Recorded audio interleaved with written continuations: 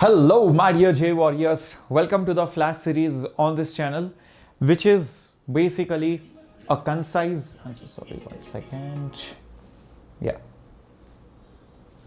which is basically a kind of a crash course, but not so fast also, so that you cover up the concepts, the theory pointers, also practice problems, all of this, and that too with low input and high weightage. I had given certain topics which are very important. I hope you have seen that particular video, and if you have seen that video, do let me know in the chat box. Good evening my dear warriors. Hello Gautam Raj, Reshma, Advai, Black Ops, hello Suraju, hello Anantu, hello Anugna. Nice to see all of you out here. So if you have not watched the video, please watch it, because I have given some important topics and I'm doing those high weightage low input topics first, so that you maximize your score to 90 to 99 percentile at least. And this is the schedule for this week. So we have semiconductors this today, that is, and then you have chemistry and maths lined up. And also note that you have ray optics PYQ and problem solving session at 9 o'clock on Thursday, 4th of Jan. So do not miss that, because it's a very important chapter. So make sure we solve all the kinds of questions which can be asked in ray optics. Okay, and Saturday you can expect a marathon session which will be up on the session on the channel. So today it's all about semiconductors and logic devices. So let's quickly get into the theory. Let's solve problems, again go to the theory, and let's solve problems. We will focus from the exam point of view in this particular lecture. So remember, we have 2.5 hours to complete this part. All right, okay. So let's begin. Thank you Aditya Vikram. Thank you so much for all those lovely words. Yep, let's begin with the class. And before we begin, do not forget that those students who are preparing or who want to prepare for not just the first attempt but also the second attempt as well as JEE Advanced, there is one for all batch. So after first mains, the preparation for second mains will start. Also simultaneously board preparation will start, so that you are not confused when to do what. And these are aligned with the board examination dates. And after JEE Mains, you also get access to the previous classes and further preparation of JEE Advanced. So all of this in the JEE crash course, which has test assignments, live classes, obviously the topper pod and the HODs of all their subjects or experienced teachers who are IITians, with doubt solving, personal teacher assistance, as well as the Tattva material which is given to 2-year students. All of this in the JEE Crash as well as the Crash Plus. The only difference between these two is that in Crash Plus you get a personal teacher. So if you want that, please go with Crash Plus. If you feel that you can manage, then you can definitely go with the Crash. Alright, there is a limited offer which is going on. So make sure that you use this code SHCC for getting 50% discount, which is the new year offer which you are getting only through this code. You use any other code like VPROP or anything, you will get 10% discount. Okay, so it's a one in all batch till JEE Advanced, so you will have access till JEE Advanced, and not just that, this is a pure English batch. Okay, so let's begin my dear warriors. Let's begin. Yes, can we join this course after first attempt? Siva, yes you can, but that time the offer might be very different. It might be not at the same price. You might not get that 50% benefit which you are getting right now. So this is just the new year offer which you are getting for the next 1-2 days. That's all. Okay, cool. So let's begin. See, in semiconductors, if you see certain properties, they are very much different from conductors or even insulators. Conductors are like metals like copper, aluminum. Insulators are like rubber, wood. Semiconductors are like germanium, silicon, etc. Now, conductors are the best ones to conduct electricity. Insulators completely block electricity. Semiconductors are somewhere in between. Now, although they come somewhere in between, their behavior is slightly different. We'll understand that as well. And why that comes is because of energy bands. See, if you have one atom, if you have a single atom, there are energy levels of that atom. 1s orbital, 2s orbital, 2p orbital, etc. Right? These are how the energy levels are. maybe there are few electrons here, maybe there are few more electrons here, maybe there is only one electron here, maybe it is full, maybe it is partially filled, etc. So like this is completely filled, this is partially filled, this is partially filled, this is completely empty. Though there is an energy level, there is no electron, although the electrons can jump, but for that you need to excite them. This is for a single atom. But when you have a collection of atoms, that is, you have multiple atoms in a solid, you no longer get levels, but you get bands. Instead of lines, you get many lines together. Many lines together is called as a band. That is because of molecular interaction. That is because of atom-atom interaction. Just like when you are alone at home, your behavior is different. So a single atom, this is the behavior.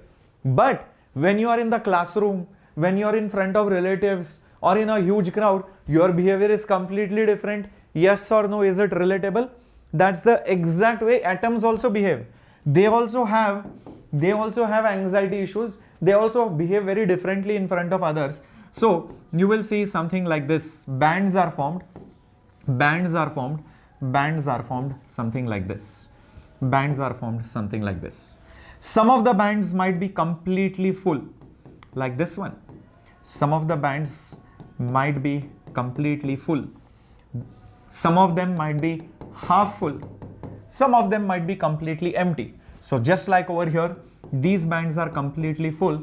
These are basically partially full. These are basically partially full. This is basically completely empty.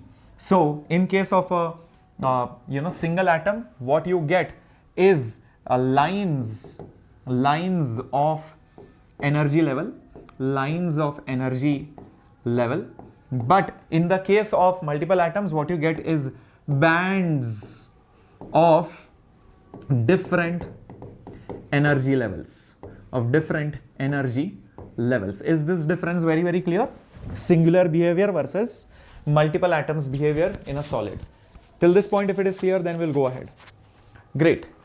Now, the thing is that when you have partially full bands or partial bands, then taking out that electron is much easier.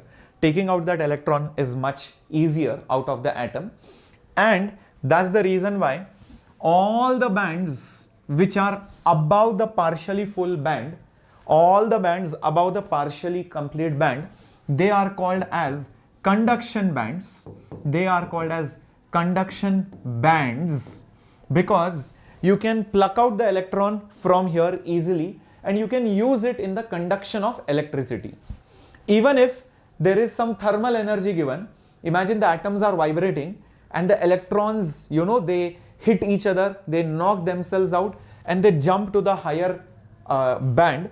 Even if an electron is present here, that time you can pluck out that electron and you can use it in conduction of electricity by connecting a battery. That's why the electrons, when they are present here, since they are available for conducting electricity, that's why we call them as conduction bands. I hope this is clear. Similarly, these bands, they are called as valence bands. What are they called? Valence bands in plural form. But when I use the word valence band, not bands, not the plural, but the singular form, then I am referring to the topmost valence band. So this is basically the valence band, the singular form. There is no S in this.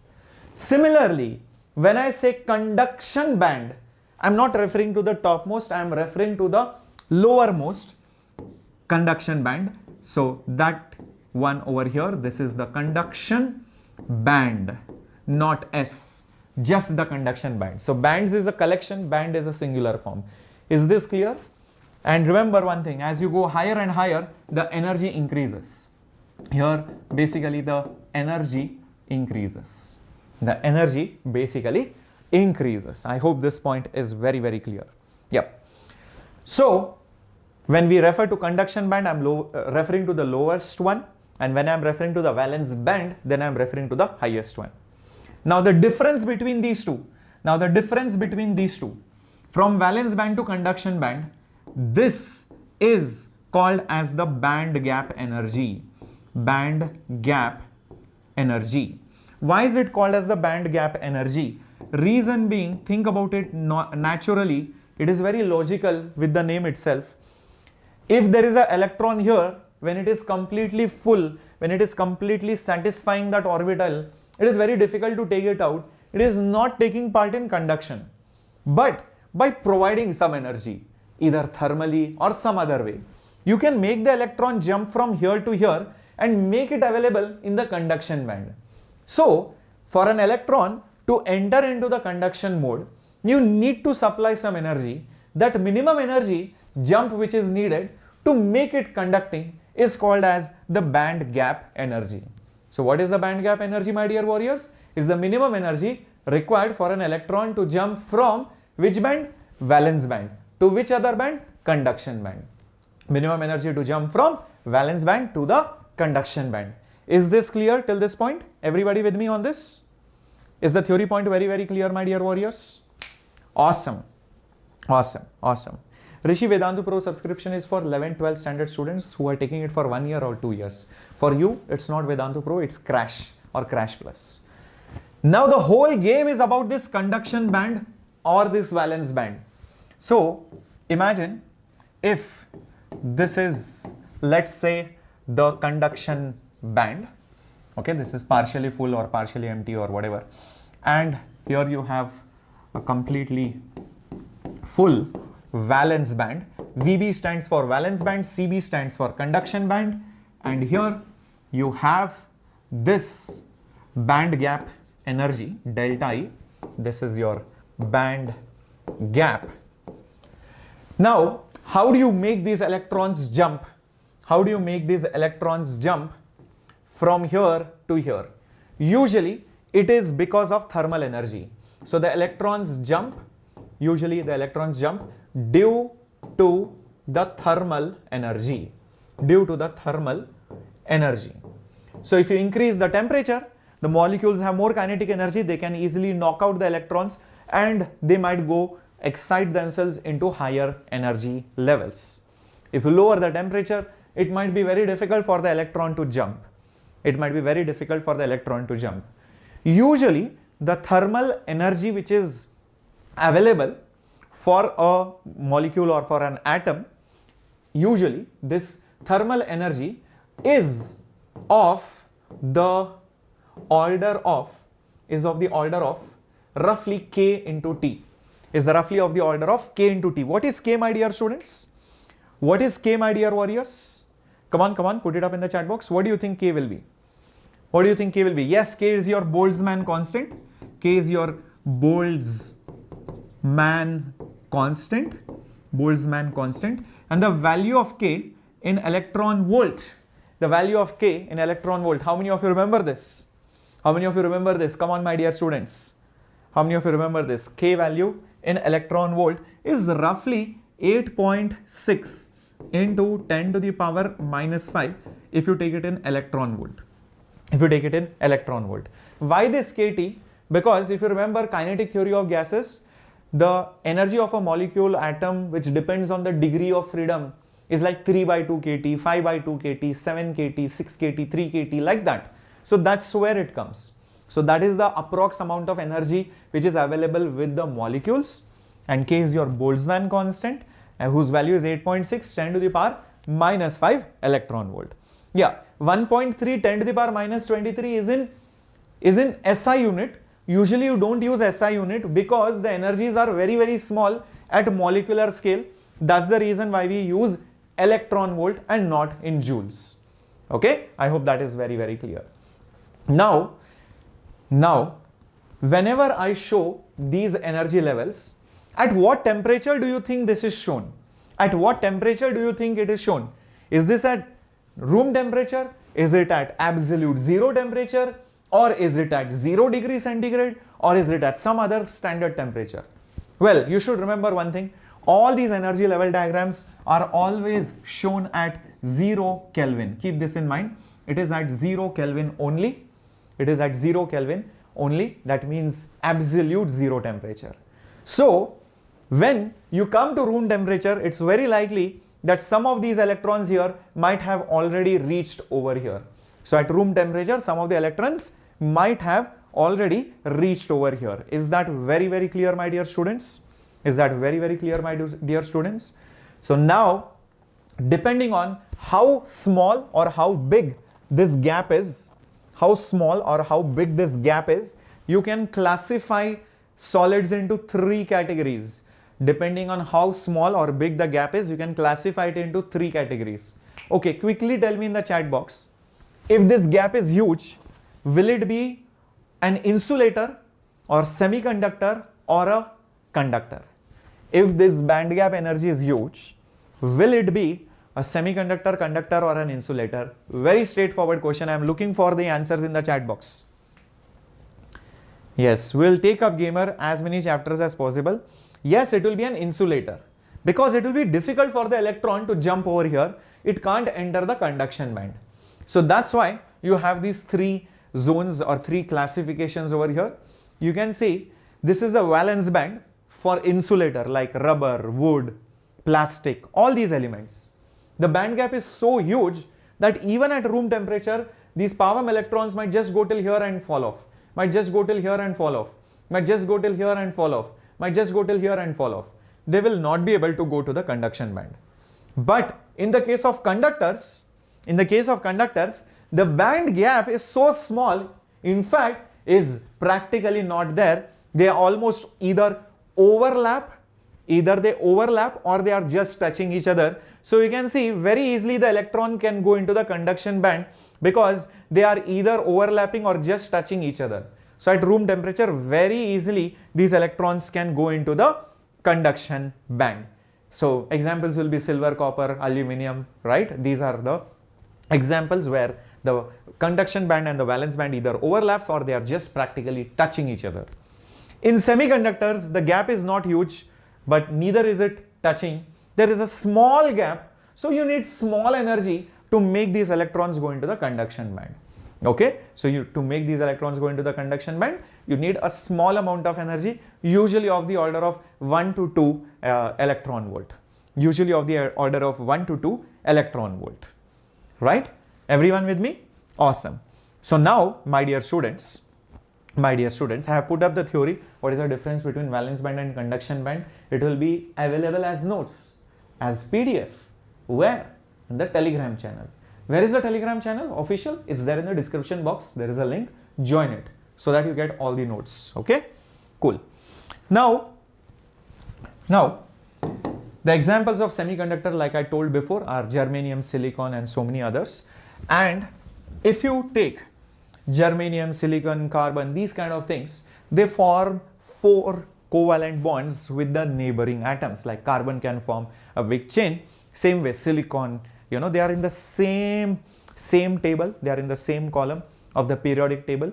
Okay, same group elements. Valency is 4. Hence, they all have quite similar behavior or characteristics. So if you take, for example, silicon, silicon, silicon, silicon, like this, they will start forming bonds with their neighboring atoms, something like this, They will start forming covalent bonds. Here one line represents one bond. Okay, don't get confused, sir, I have to show 2 or all that. I'm not going via the organic chemistry way. These are the bonds which are being formed right over here. Now, let me create a duplicate. Imagine when these bonds are formed, okay, what could happen is that because these atoms are constantly in the state of random motion, either they are twisting the bond or they are moving or they are rotating, right? So many things could happen. They could be vibrating, they could be twisting, they could be in motion. So many motions are possible due to thermal energy. So maybe at some instant, maybe a bond gets broken. So the moment the bond gets broken, what happens is that you might probably have an electron which is over here. You might probably have an electron which is over here, okay, because it is no longer being shared. And maybe you might probably see the vacancy. You might probably see the vacancy of an electron which is on the other side. So maybe the electron got pulled onto the other side, the bond got broken, the electron went to one of the silicon, and there is a deficiency of the electron on the other silicon. There is deficiency of the electron in the other silicon, okay? So now what could happen? Now what could happen? This electron, maybe it was not held so well. Maybe this electron was not held so well by this silicon. The bond just got twisted, got broken, that electron got knocked out, and this electron starts moving everywhere around. This electron starts to move everywhere around. So let me just show it on the next slide. Here. So this electron begins, this electron begins to move somewhere because of the breaking of bonds. So here what has happened? The bond is broken. The bond is broken due to thermal energy. Due to thermal energy.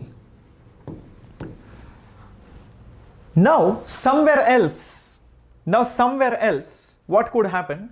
Some other bond could be broken. Maybe this bond was broken. Maybe this bond was broken. And when that bond was broken, maybe there was a vacancy created. And once the bond is broken, that electron gets pulled out and thrown away. And maybe this electron starts moving somewhere else. Maybe this electron starts moving somewhere else. So now what is happening is that, this electron, this particular electron is moving. This electron got knocked out somewhere over here. It is also just moving randomly. And maybe eventually or after some time, it is quite possible that this electron, while moving, might just end up over here. And maybe this electron, while moving, eventually might end up over here. Or maybe somewhere else. And once that happens, what will you see? You will get back this original structure. Isn't it, my dear students? You will get back this original structure. So if I repeat the entire process, what just happened? In this wafer of silicon or germanium atoms, which are semiconductors, you might see that some bonds might get broken due to thermal energy, and they might start looking out for other places where they can go and fill up. There could be many bonds which are broken, many bonds at different places which are broken due to thermal energy. And as they move around, eventually they might start filling up those deficiencies or those vacancies. And again they can form the bonds. So this making and breaking process. So the breaking process is due to thermal energy. What does it lead to? My dear students? It leads to creation of an electron. It leads to the creation of an electron, and at the same time a vacancy. That vacancy is basically called as a hole. So together it creates an electron hole pair. It's always in pairs, remember that. If there is a bond broken, an electron and a vacancy, that is a hole, which is deficiency of an electron, is always created. Correct? Very good. Now, what will happen? They will start moving. There will be random motion. This is a random motion. And again, there will be making of bonds. Making of bonds. And again after that, you will see that the process gets repeated. Again after this, you will see this process will repeat itself continuously. Breaking, then electron hole pair, random motion, again making of the bonds, and again breaking. This process continuously happens. So, can I say, my dear students, if I have a semiconductor, wafer, it could be either germanium or silicon or something else, then constantly there is electron hole pair which is formed. Constantly there is electron hole pair which is being formed. And you will see that maybe some electrons are going here, maybe some electron is just going like this, maybe some electron is just going to go like this, who knows, and maybe some electron just goes over here. And this motion is random. Completely based out of probability. Eventually what you will see is the number of electrons going this side is also the number of electrons going that side. The number of holes shifting from here to here, or the number of holes shifting from there to here, is also going to be equal. Everybody agrees with this or no? So can I say the total electrons going this side and the total electrons going this side are going to be equal? And at the same time, the total number of holes which are going this side versus total number of holes going this side, they are going to be equal. And hence, what will be achieved in this process? The total net current in this process will be zero. The total net current in this process will be zero. Yes. Awesome. Very good. So this process continuously happens. So electrons are going this side, electrons are coming this side. Holes are going that side, holes are coming this side. So when an electron fills up a hole, that hole is being filled. So there is a hole which is created somewhere else. So you can see that the hole has shifted. Then that hole will be filled by some other electron. So that hole will shift somewhere else. So think of it like that. So holes also shift, electrons also shift. That is the reason why conduction happens inside a semiconductor. That is the reason why the conduction happens inside a semiconductor, because of both the electrons and the holes. Now, just imagine what somebody does is they take this semiconductor,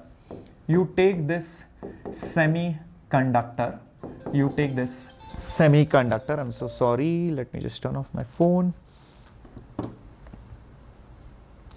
Just 1 second. Yeah. If you take this semiconductor, but this time you connect it across a battery. You take this semiconductor and you connect it across a battery. You can see this is the positive terminal, and you can see this is connected to the negative terminal. I have a feeling this time things will be little bit different. In the sense that this equilibrium will not be there. I don't think the net current will be zero. In fact, in this case, there will be current which is flowing in the circuit, although it is small, but still it is going to be there. And why will it happen is because there will be, understand, because the current is going like this, electrons will be going that side. Because the current is going clockwise, electrons will be going anti-clockwise. So you will see more electrons going this way inside the semiconductor than the number of electrons coming that way, than the number of electrons coming this way.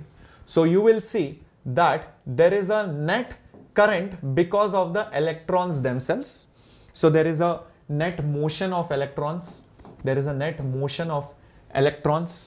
I can say that there is a net motion of electrons in this direction. So because of which the current due to the electrons will be in this direction. Because of which the current because of the electrons will be in the other direction. Remember, current is the flow of positive charges. So if electrons are going that way, that means the current is going the other way. Current is the flow of positive charges. Is that clear? And same way for holes, you will see that there will be fewer holes going this way as compared to the holes going that way. So totally you will see the motion of the holes is towards the right side, and hence the current due to the holes is also towards the right side. The current due to the motion of the holes is also towards the same side as that of the current due to the electrons. So now, my dear warriors, if I ask you what is this total net current, so the total current in a semiconductor, I is because of not just the electrons but also because of the holes. This is very different than in current electricity. In conductors, remember, this can come as a theory question. In a silver solid or in a copper solid, the conduction of electricity is due to positive charges, negative charges, both or none. So silver is a conductor, and we know that the positive charges, which is basically the nucleus, stays intact. It's only the outermost electrons which keep moving, so it's only because of electrons. But if they give you in germanium, the conduction of electricity is due to electrons, positive charges, both or none, there your answer will be both. There your answer will be both. I hope this is very, very clear. A very important result, of course. A very important result, of course. Keep this in mind. You can also find out what this IE and IH are using some knowledge of current, electricity. Okay, or you can also find something called as the total conductivity. Remember mobility. Mobility was how much is the drift speed per unit electric field. And I hope you also remember current is nothing but NVDEA. I hope you remember this. Also, if I substitute instead of VD from here, as mu times of electric field, I substitute it here. See what happens. It will become N. Instead of VD, I'll get it as mu times of capital E. Okay, and this small e is there and this A is also there. Now what do? Let me take this area below, and this will become current density is N times mu into E into small e. Now what do we do next? Observe this carefully. I can use one more relationship, and that is, E is equal to rho into J. I can use this relationship which we have learned in current electricity. Just like voltage is current into resistance, electric field is current density into resistivity. Similar looking formulas. So just substitute it over here. So J is equal to N times mu times, instead of E, I'll put rho J, and this is E. J will get cancelled. I'll bring 1 by rho over here. This will become N mu E. 1 by rho is nothing but conductivity. So conductivity is N times mu times of E. So conductivity is N times mu times of E. Till this point, the derivation is clear. Very, very clear. Very good. Now what is next? In case of a semiconductor, the total current is because of both electron and hole. So if I want to find the total conductivity of a semiconductor, so for a semiconductor, the total conductivity sigma will be, think about it, conductivity due to electrons plus conductivity due to holes. Conductivity due to electrons and conductivity due to holes, both of them. So because of electrons, what will be the formula looking like? It will be number of holes per unit volume into number of electrons per unit volume into mobility of electrons into the charge of electrons plus number of holes per unit volume into mobility of holes into the charge of holes, which is also E. Electron also has 1.6 10 to the power minus 19. A vacancy of an electron also has 1.6 10 to the power minus 19 coulomb magnitude wise.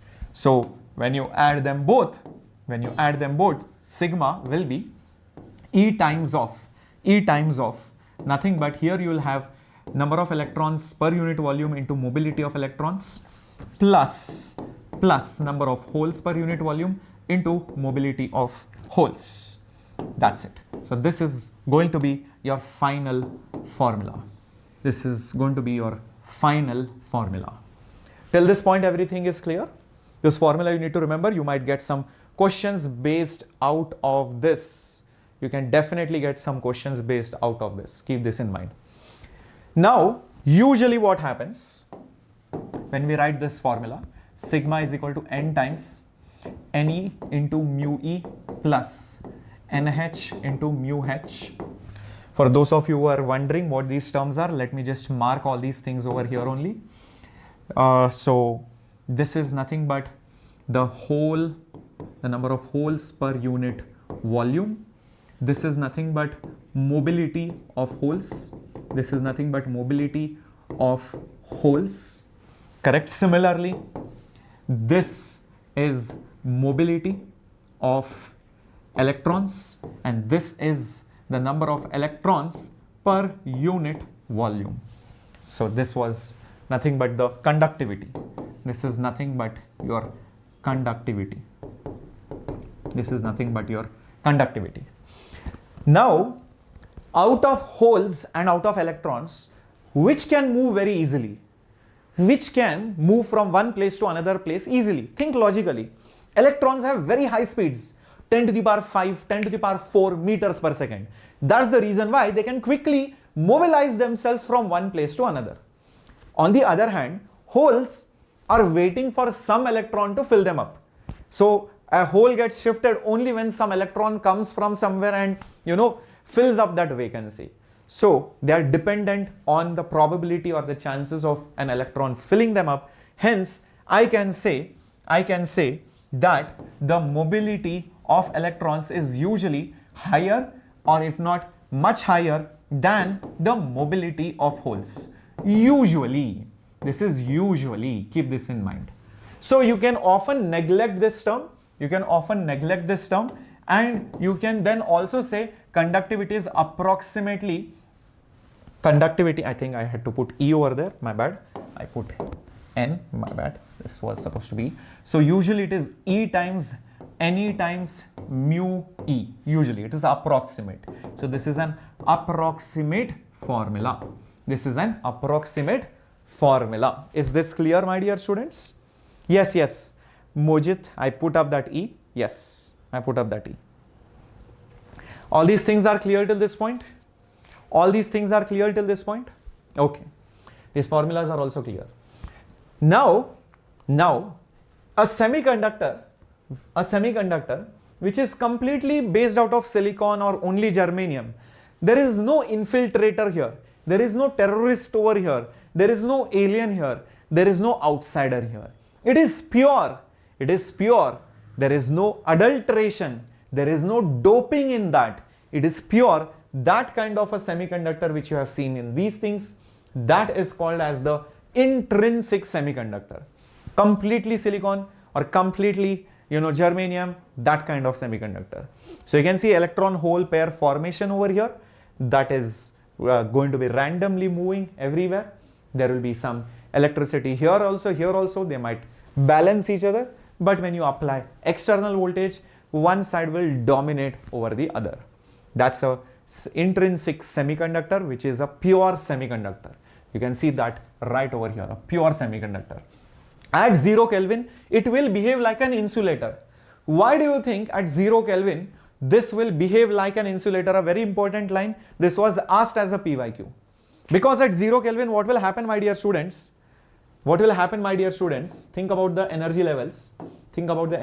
Let me go back over here. If you look at semiconductor at 0 Kelvin, then all the electrons are in the valence band. no electron can go to the conduction band. Why?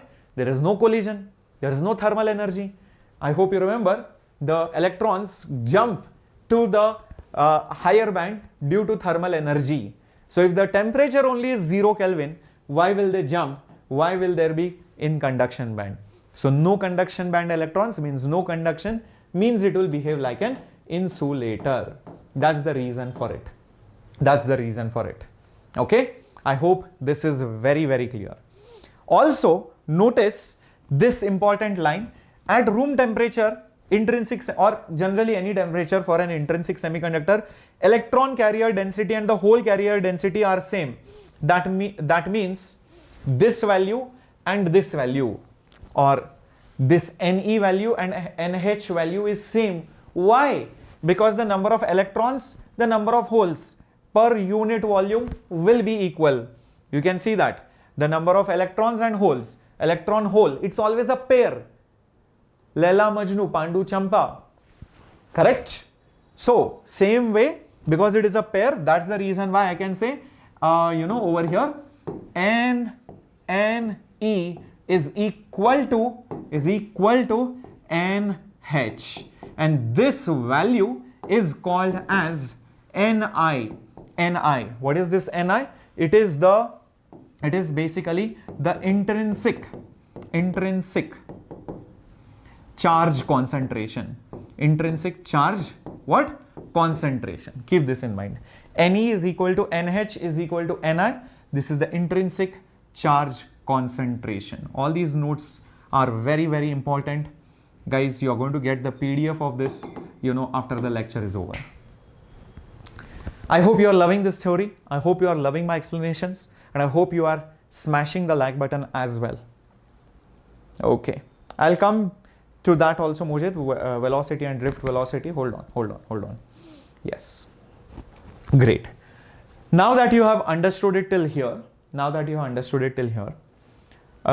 also one doubt which came up is, sir, explain the difference between the drift velocity and velocity. Okay, just imagine I'm an electron. I have become mad because I have got thermal energy. So I start running here, I start running here, I start running here, I start running here. I am moving with very high speed, 10 to the power 4 meters per second, 10 to the power 5 meters per second.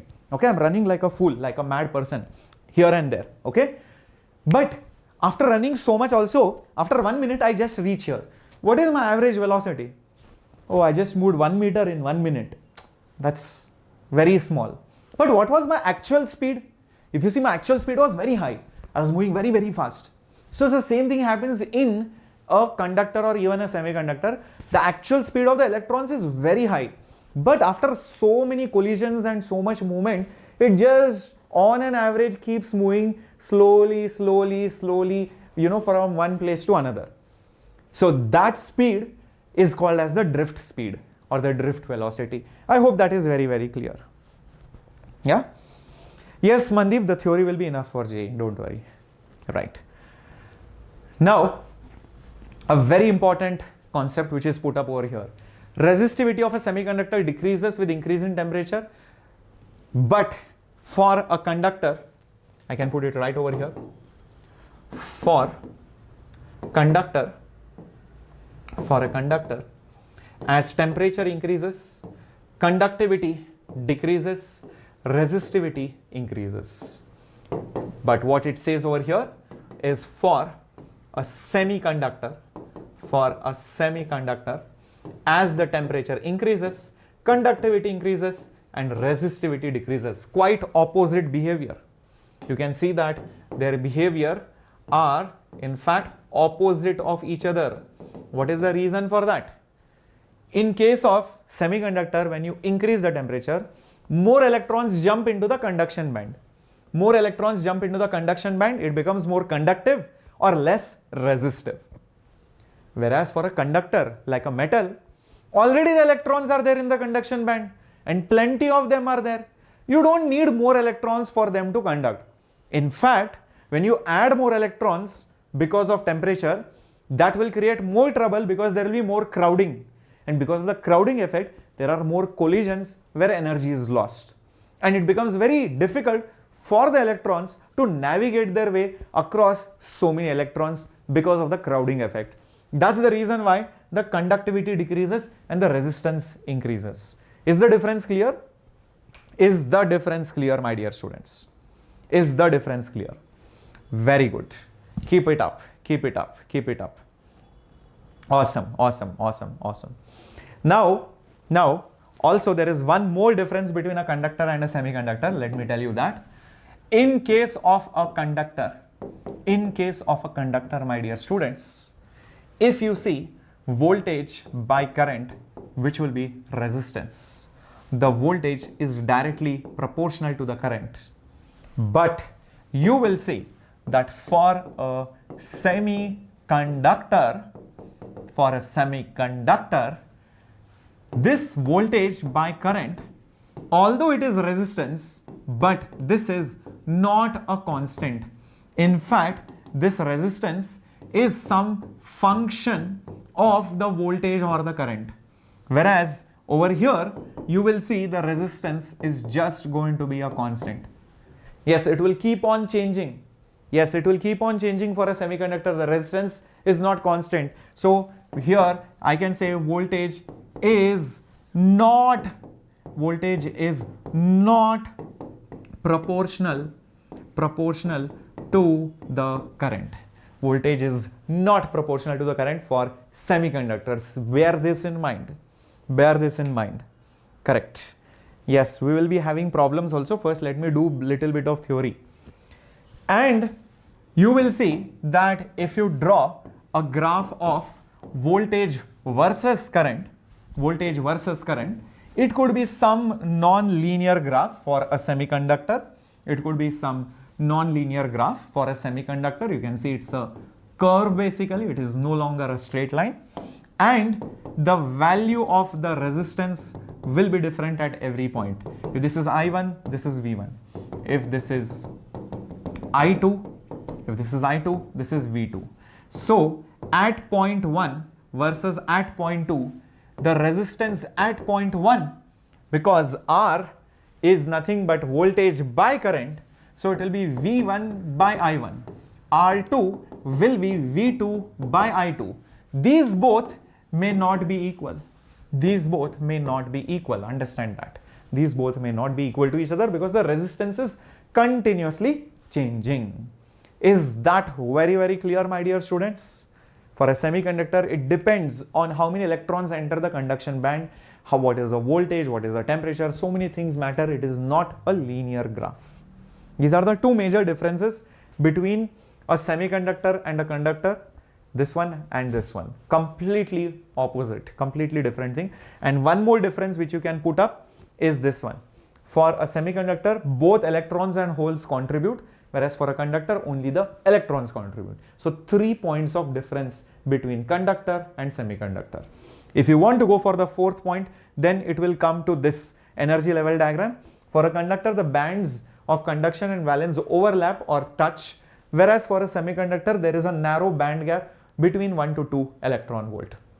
Okay, so 4 total points. 4 total points. If you are understood all the 4 points, then please write the number 4 and smash the like button. Please write the number 4, and if you have not smashed, then like, or else don't like it again if you have liked it. And if you are not subscribed, please subscribe. Glad, Advai, you are enjoying the class, and I'm making it very simple and very straightforward to the point. Correct? All the 4 points I have given. If you want, you can replay the class in case you have missed any point. Okay, you can write it in your notes later on. Cool. So let's start with some questions. The band gap for silicon is this much. Find the ratio of the band gap to KT for silicon at room temperature 300 Kelvin. So very straightforward question. The question says find the ratio. And what is the ratio? Ratio of that energy band gap upon the value of KT. That is what the question says. Great, liked it. Thank you, Gautam Raj. Thank you, Arvind. Bhavi also understood. Yeah, don't worry, Siva, will come to that. And by the way, solar cell and all that, you don't have to go into too much detail. Only for boards it's important, but otherwise for JEE Mains it is not. When boards comes nearby, I will be explaining it to you from board's point of view also. Those board classes will be conducted on the channel. Okay, board classes will be there on the channel. Don't have to worry about it. Right? Okay. So now is that energy band gap given to us? Yes, the energy band gap for silicon, that means between the completely full and that half empty, that gap is 1.1 electron volt. That is what the question says. So that 1.1 electron volt divided by K value already given over here, also told you it's 8.6 10 to the power minus 5 into temperature, which is 300, but this is also in electron volt. So what is the ratio going to be? What is the ratio going to be? Find it out, my dear students. Quickly tell me. Quickly tell me, what is the answer that is coming out? What is the answer that is coming out? What is the ratio approximately equal to, if it is a numerical type of question? If it is a numerical type of question, just do the math and see if you are getting it as 43. See if you are getting close to 43, my dear students. See if you are getting it close to 43, my dear students. Let's see how many of you wrote 43. RK videos, the next chapter is ray optics on Thursday or Friday at 9 o'clock. So ray optics PYQs, it's not theory class, only problem solving. Okay, for theory, if you want, you can watch my old classes also. I'll share the link later on. Cool? Okay. So yes, 43 is the answer. Moving on to the next concept, and that is extrinsic semiconductor. Let's go to that.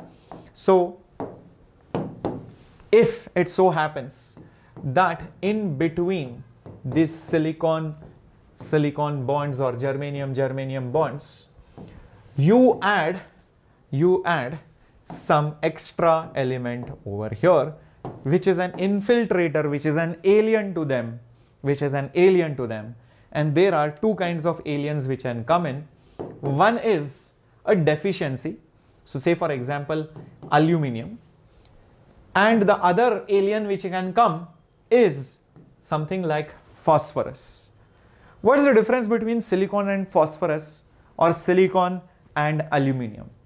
Silicon has 4 valence electrons. What about aluminum? How many valence electrons are there? 3, right? There are 3, right? Yes, correct. Yeah, that's the reason why we did current electricity first, so that you will understand semiconductors. And I hope you understood the flow also which I am taking. All are independent chapters, most of them. Like I started with modern physics, then I went to KTG thermo, and then I completed current electricity. Now we are doing semiconductors, logic gates, then we'll go to ray optics. And next week, whatever topic you want, name me, I will do that also. So yes, definitely you can see that there are 3 valence electrons in case of aluminum, and in phosphorus there are 5 valence electrons. So because of that, what will happen? Maybe because aluminum can only make 3 bonds, maybe one bond is not made only. And maybe you might be getting a hole. Over there. Silicon wants to make a bond, but it can't make, because of that hole. So maybe one of the bond is not there only. Maybe this bond is not there. Okay. So something like this, guys. Something like this. This will continue now. Okay. I hope this is very, very clear. So there is a additional hole which is created. Whereas in the case of phosphorus, it's a pentavalent impurity. It has 5 valence electrons. Correct? So there is one extra electron there, but there is no silicon around it to make that bond. So that electron is right over here. So now tell me, because of thermal energy, if these molecules collide with each other and something like this happens, silicon. Maybe due to thermal energy, some bond gets broken, and you might see a hole and an electron pair over here. Similarly, maybe again the same bond gets broken and you might get an electron and a hole pair. Tell me, in this kind of scenario, will there be more holes or less holes or equal holes as electrons for aluminum? Will there be more holes or less holes or equal number of holes to the number of electrons? Answer in the chat box. Come on, my dear students. What do you think? Obviously, these extra holes are there apart from electron hole pair due to thermal energy. Please understand, This is due to thermal energy, that is your electron hole pair. That is your electron hole pair. This one is due to the trivalent. The valency of aluminum is 3. That's why trivalent impurity. Trivalent impurity. In this case, again, there is electron hole pair due to thermal energy.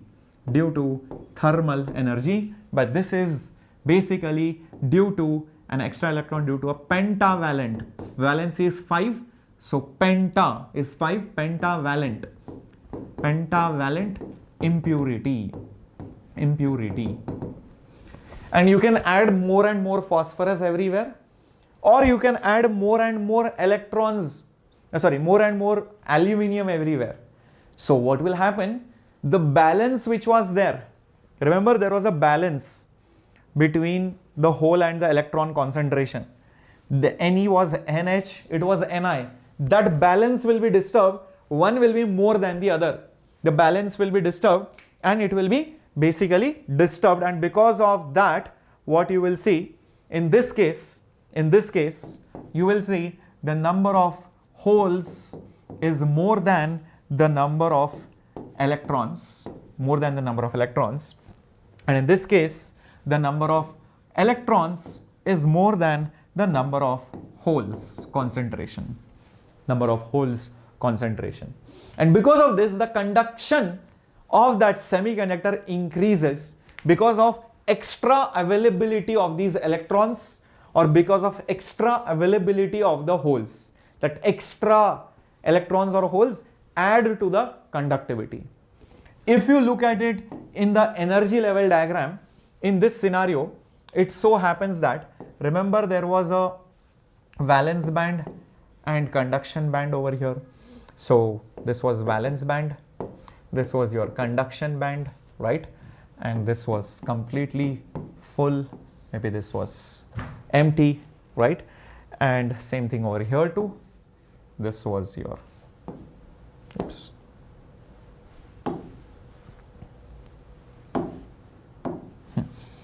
This was your valence band.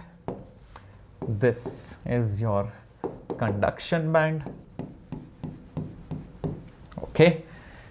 Now, in this case, because there is an extra hole created, what happens is you will see that there is a new empty band which is created because of these trivalent impurity.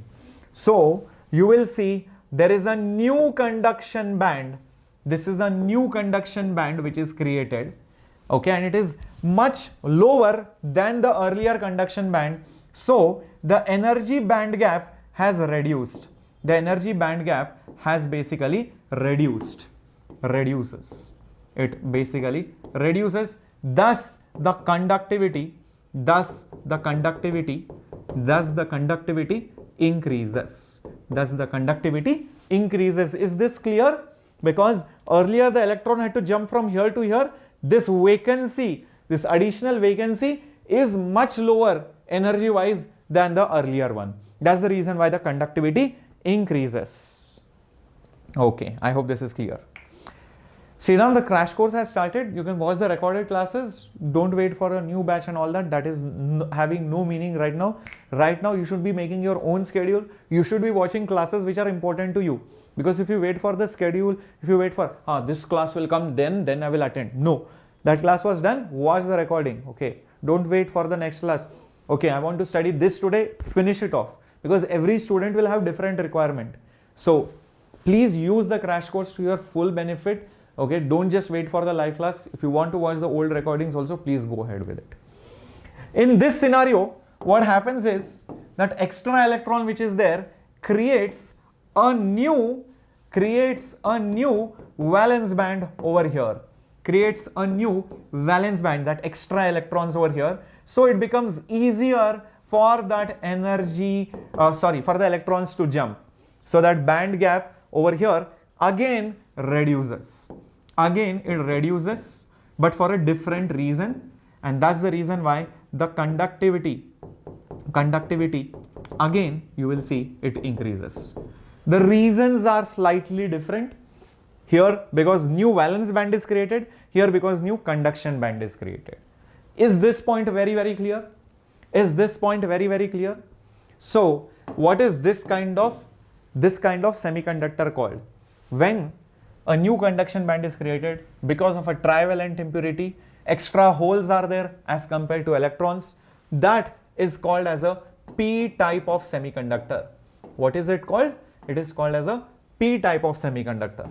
When you see pentavalent impurities creating extra electrons, so the electrons are more than holes, so a new valence band is created, that is called as N type of semiconductor.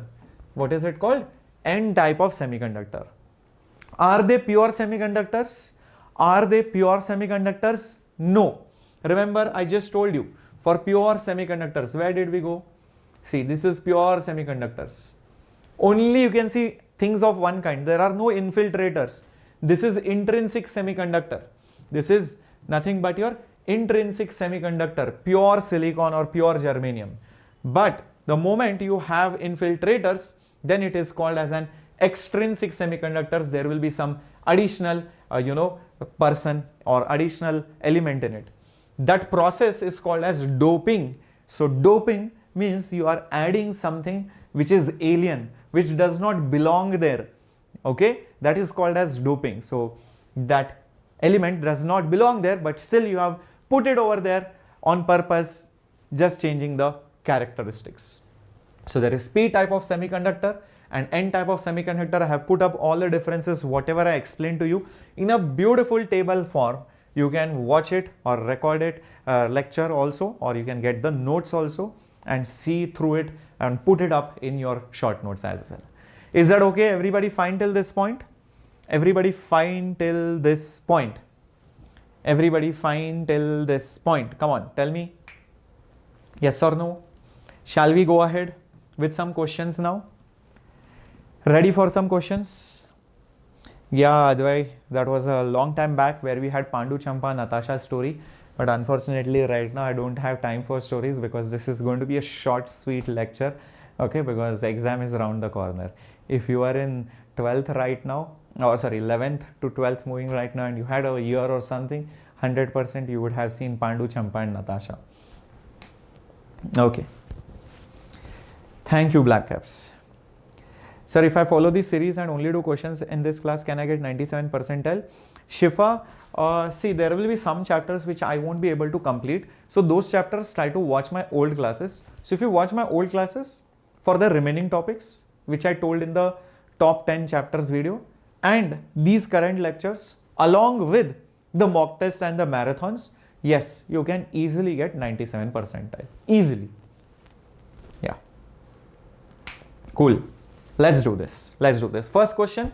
What is the conductivity of a semiconductor sample having concentration this much of electron? That means it is NH, Ne, my bad. This is NH, hole concentration, electron mobility and hole mobility. Everything is given. What else you want? It is a straightforward question.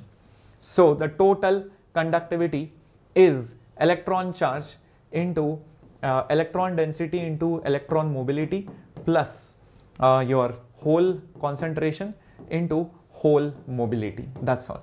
So the value of the electron charge is 1.6 10 to the power minus 19. Ne concentration is 5 into 10 to the power 18. 5 into 10 to the power 18. Multiplied by mu e. Mobility of the electron is 2. Mobility of the electron is 2. Then hole concentration is 5 into 10 to the power 19 into hole mobility is 0.01. Notice I told you that electron mobility is much higher than hole mobility. Do you remember that? How many of you remember this? I told you that electron mobility is always higher than the hole mobility. And you can see this as a matter of fact. Okay. And you can see whether you can ignore it, but here the power of 10 is higher, power of 10 is lower, maybe not so much. I think you'll have to take this term into consideration as well, or else you might get a wrong decimal value. So do the math. Rishi and Hasini are saying option A. Let's find it out. Yes, it is option A. Very good. 1.68. 1.68. Approximately you should get it as 1.68. Yes. Resistivity is ohm meter. Resistivity is ohm meter. So this is ohm inverse meter inverse. Ohm inverse meter inverse, that's the unit of conductivity, because ohm meter is the unit of resistivity, and resistivity and conductivity are reciprocals of each other. Cool. So that's the answer. Straightforward. Moving on to the next one. Find the ratio. This was a PYQ 2006. Concentration of electrons to that of holes in semiconductor is this. Ratio of current is this. Then what is the ratio of the drift velocity? Now actually speaking, this is not even a question of semiconductors. Even if you don't know anything about semiconductors, still you would be able to solve this question. Although just the word concentration of electrons and holes is mentioned, only because of that you might think it is a semiconductor question. It is actually nothing but current electricity question. Remember, current is NVIDIA. Current is NVIDIA. That is the formula. So if you look at it, drift speed is current by NEA. That is, it is directly proportional to current and inversely proportional to N. E is the same, area is the same. Is the same conductor, so same area. Electron charge, it's a constant, so it is not going to matter. So therefore, V1 by V2, drift speed 1 by drift speed 2 will be I1 by I2 into N2 by N1. What is I1 by I2? Current 7 by 4. 7 by 4. What is N2 by N1? N1 by N2 is 7 by 5. So N2 by N1 will be 5 by 7. So 7 cancels, you will get 5 by 4 is the answer, which is C for Captain Shreyas. You can see that right over here. Everyone with me on this? Awesomeness, awesomeness. Very good. So these were some of the questions on just intrinsic or extrinsic semiconductors which could be asked. Either it is this drift speed formulas or the conductivity formulas or resistivity formulas. Okay, things like that. Cool. Let's move on. I have given you all the formulas and everything. Let's move on to now something called as the PN junction. I'll explain this to you in a very simple way, just like I explained before. It will be very, very easy after that. Okay, are you ready for the explanation? Shall we begin? Okay, let's begin. So now what you should imagine is basically a semiconductor wafer.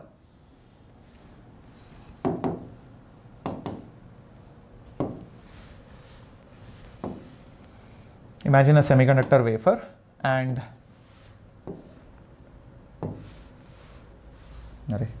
come on, okay, leave it. And I have two sides in it, and what I do now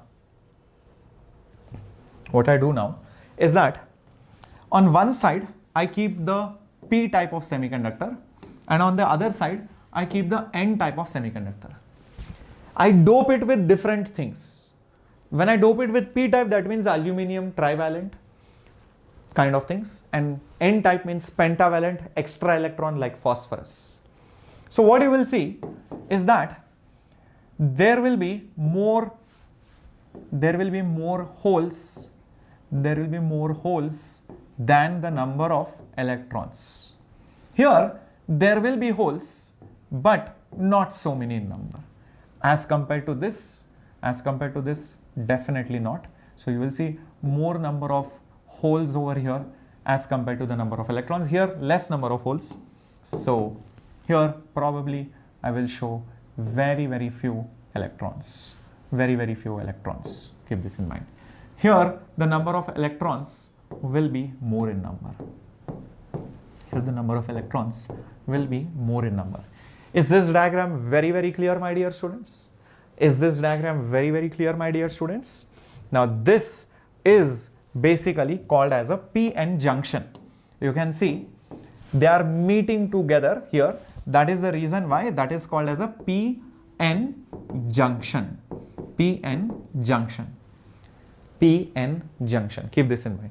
The symbol for that is this one, is basically this one, something like this. and you put a line over here, you show a triangle and one line.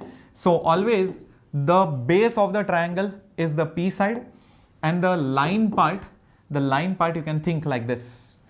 Line part you can think it like this, or you can also think of it this way. This is like P. Can you see that? This is like P, right? So that is why this is P. How many of you saw this? Again I am showing this is like P. This is like P. So this is P side, and listen to this over here. This is like N. So this is basically your N side. This is like your N side. Everybody saw the short trick? If you want, I'll just write that short trick over here again. This is a symbol of the PN junction in electrical circuits. This is like your P, and this is like your N. You cannot ever confuse now after this. Did you love this? Yeah. Sir, can you take P-type and add pentavalent? P-type is trivalent, Advi, not pentavalent. P is trivalent. Positive, P for positive, whole is positive. That means less electrons. That means tri. N, negative, electron, extra. That means 5, extra electron. Where will it come? Pentavalent. Okay? Okay, very good. Awesome. Now, what happens is the moment you make this, you have not connected it to anything. Okay, these were the terminals of the PN junction. You have not connected it to anything. What happens immediately? It's like these are all pandus. These are all electrons, like champas, maybe. Okay, or these are pandus, these are champas. The moment pandus see beautiful champas, or champas see beautiful pandus, they will immediately start dating each other, right? They will immediately, start going on dates. So what you will see is that these electrons might slowly start jumping over here and there. So maybe this electron goes and jumps over here. Maybe this electron goes and jumps over here. Maybe this electron goes over here, but that is very less in number. Okay, don't worry about that. Maybe this electron goes and jumps over here. Maybe this electron goes and jumps over here. Maybe this electron decides to go and jump over here. And maybe this one last electron goes and jumps over here. Now, once this happens, what you will see in the next step, observe carefully, because the electrons came over here, won't P become negatively charged? Won't it become negatively charged? Because electrons have come over here. But over here, because electrons left, so there is one less electron. That means, won't it become positively charged? It's exactly opposite to their nature. N becomes positive, P becomes negative. You might be wondering, sir, before this, what was the charge on P and N? Answer it in the chat box. What do you think is the charge of a P-type semiconductor? Also tell me what is the charge of an N-type semiconductor. If you answer this, I will be really proud. Will a triangle love story happen? Devakar, looks like in your life you have a love triangle. Who is that person who is causing that hindrance? And which part of the triangle are you? Are you like the apex and two girls are there in your life? Or are you in the base part where there are two guys and one girl? Don't tell me it is something else only. Okay. So my dear students, a P-type and an N-type semiconductor are always neutral charge. Please remember that. They are neutral. Both are neutral in charge. This is a common misconception which many students have. P means positive, N means negative. That is wrong. No. Understand that.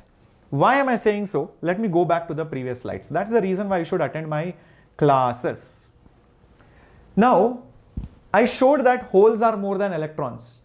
You might have thought, oh sir, more holes, that means there will be positive charge.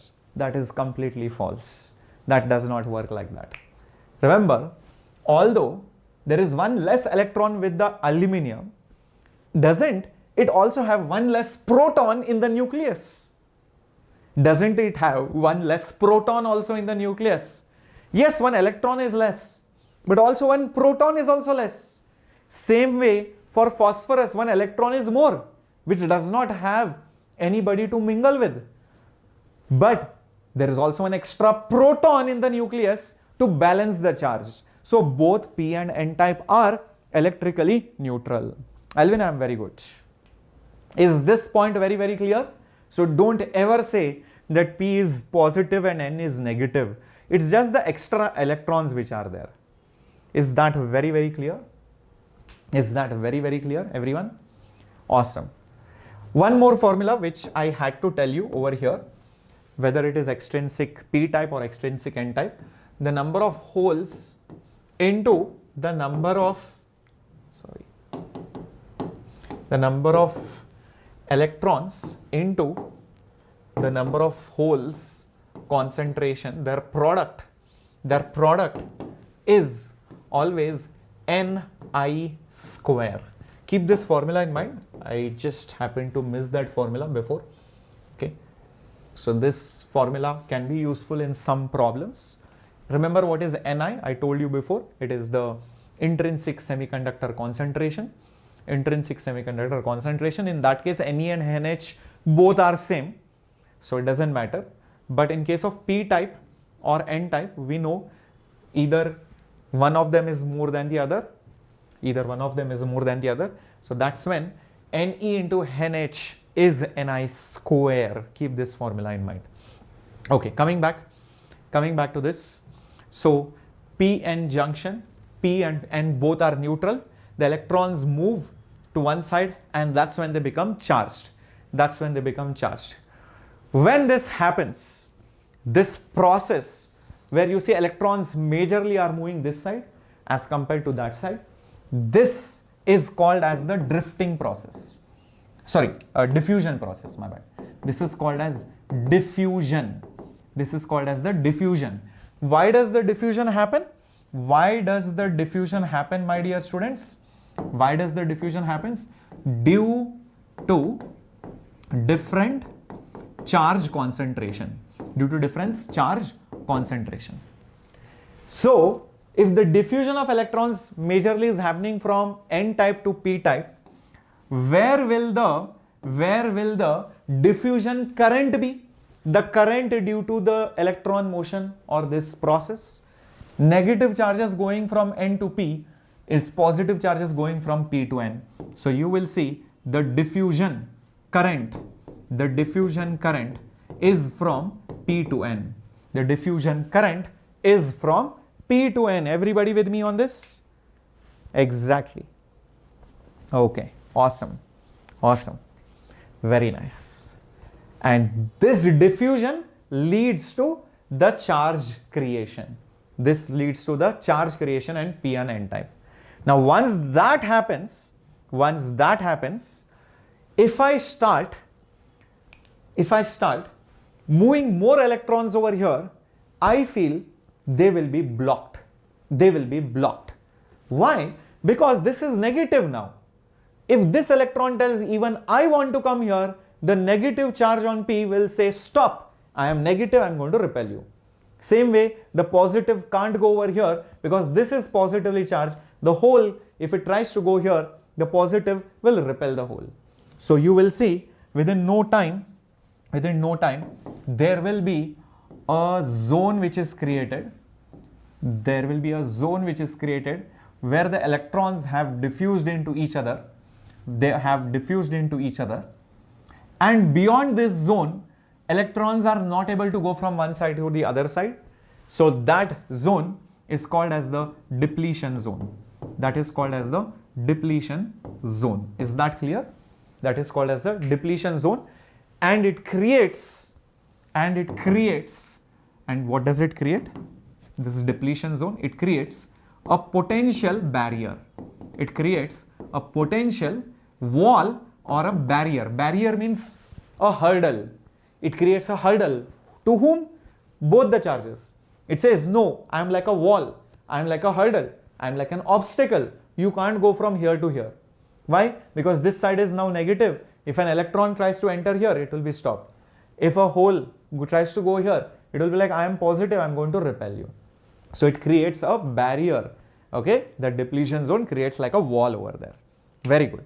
Then if you try to mark the voltage, if you try to mark the voltage in this particular region, this is how it will look like. Observe carefully, this is voltage, this is basically your distance or position. Distance or position. This point origin is exactly the junction, because this side is positively charged, that means higher voltage. This side is negative charge, that means lower potential. So what you will see, my dear students, the graph of the potential will look something like this. It will look something like this. And here it will go down something like this. It will go something like this. Maybe I'll use a different color.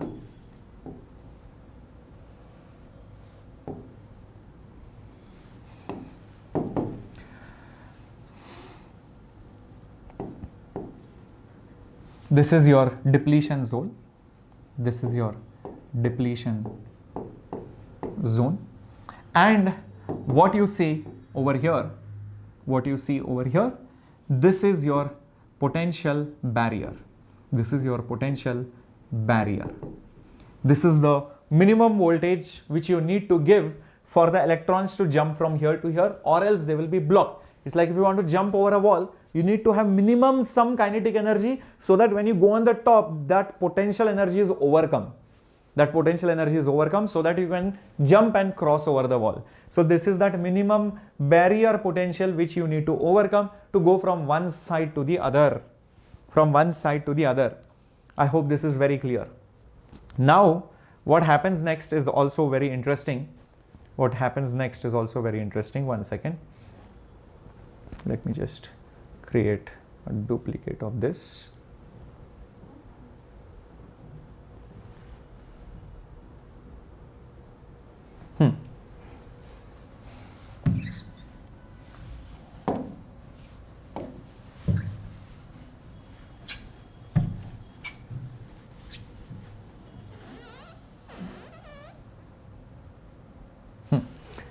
So we created a depletion zone.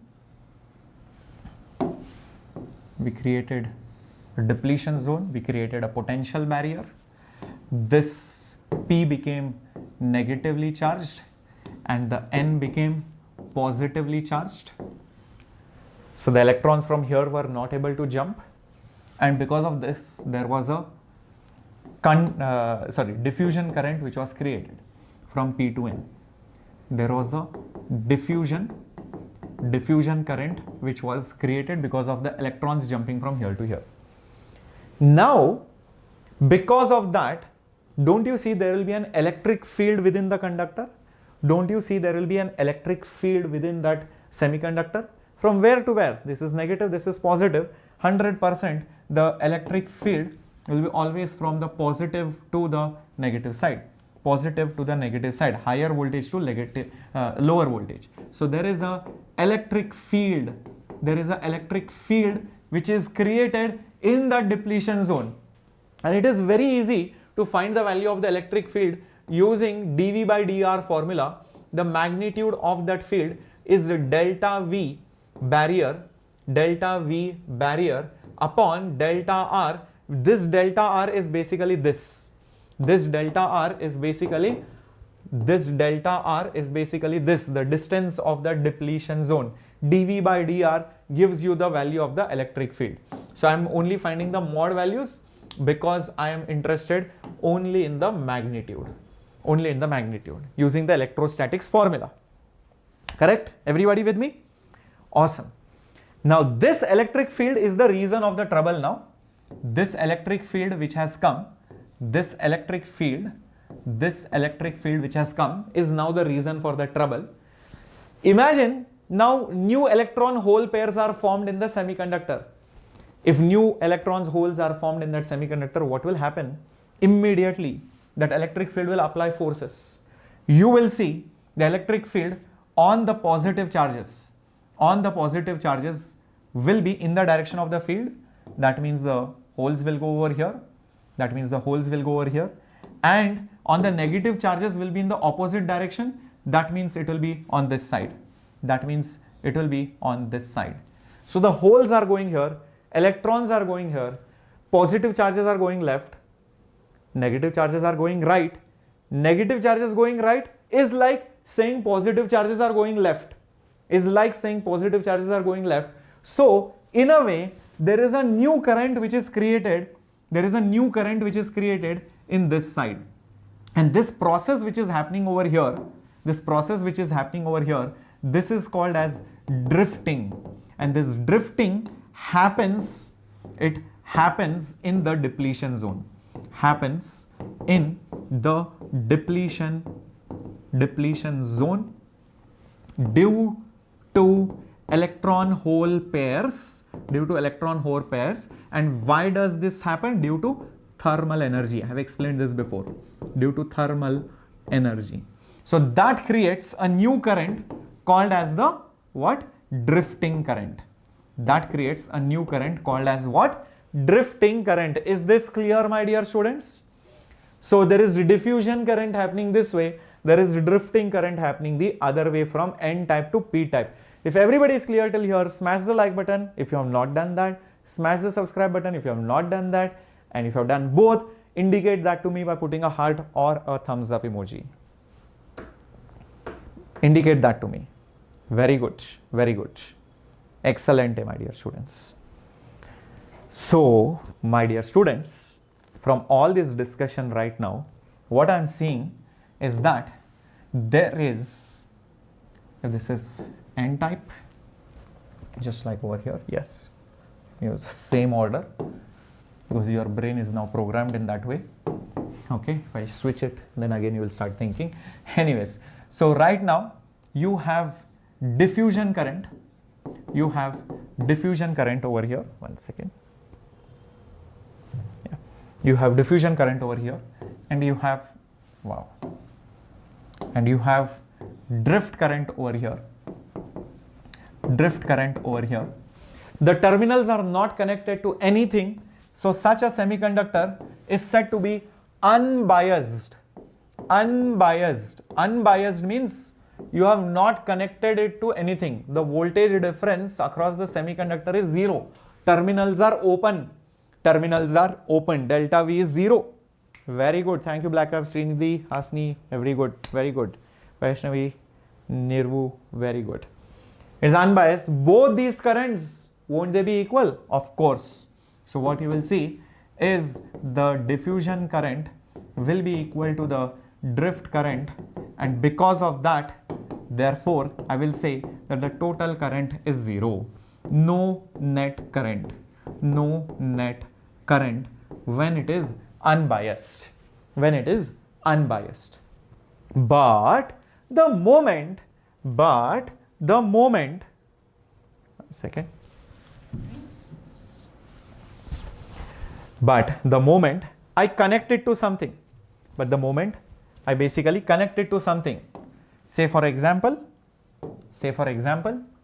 I connect this to the positive terminal and I connect N to the negative terminal. What will happen? You will see that there will be a current which is established.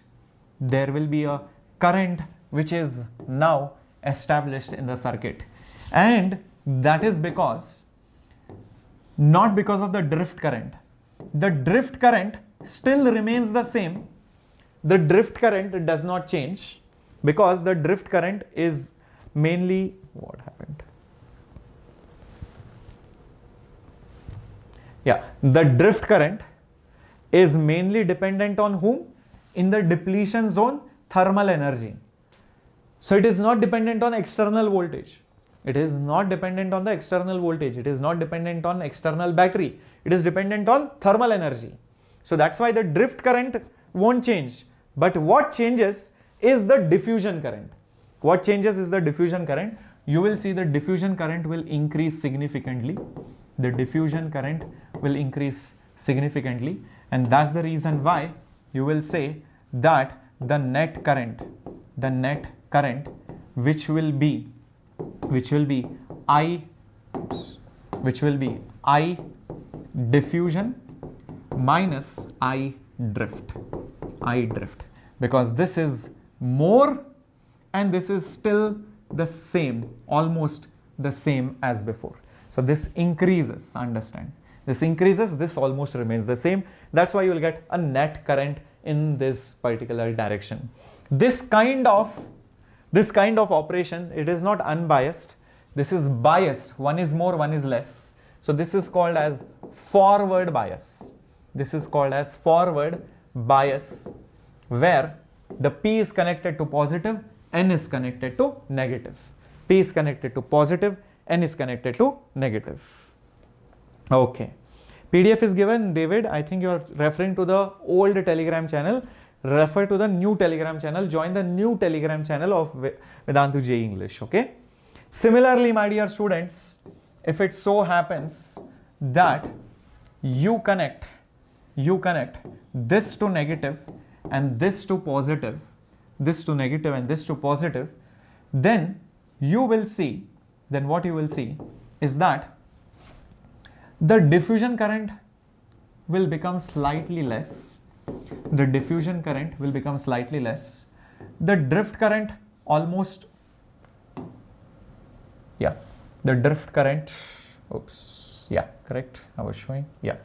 The drift current almost is the same, is almost the same. Like over here, the diffusion was more, the drift was less, right? Here, the diffusion is less, the drift current is more. The drift current is more, slightly more. You will see there is a small unbalance created, and because of that, you will see probably a very small current going like this, very small current going like this. So that net current will be I drift minus I diffusion. This is still more or less the same, but this decreases. So you will see this current is very, very small. So there is a small current. This is often called as leakage current. This is often called as leakage current. And this biasing is called as the reverse biasing. Reverse biasing. Because now it is no longer going to conduct electricity. It is no longer going to conduct electricity because hardly any current is there. In fact, I have shown all these diagrams, okay? PN junction, formation of PN junction, depletion zone, forward biasing, reverse biasing, etc. If you draw a current versus voltage graph for a PN junction, it looks something like this. Look at that. This point, what is this point referring to? Voltage wise 0, current wise 0. That means no bias. Voltage is positive.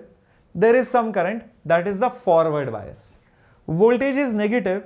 That means you have reversed the polarities. It is reverse bias. If you notice, the current versus voltage graph is first of all not a straight line as expected for a semiconductor. Second point, you can see slowly the current increases and once you reach a certain point, you will see the current increases rapidly. And that point, and usually that point where it increases rapidly, that is basically called as the knee voltage. That voltage is called as the knee voltage. It is called as the knee voltage. Knee voltage is that voltage after which you will see the current increases rapidly over there, correct? And you can see there is huge current. But in the reverse bias, see there is no increase only in the current. Hardly any current is there, negligible current. So it only conducts in the forward bias and blocks the current in the reverse bias. That's why it is called reverse leak. Leakages are usually small. That's why reverse leakage current. But there is a catch here. If you increase the voltage in the reverse bias,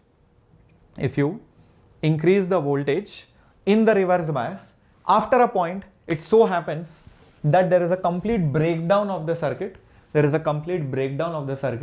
can't tolerate more, and this increases so much that there is a sudden large current which goes in the circuit.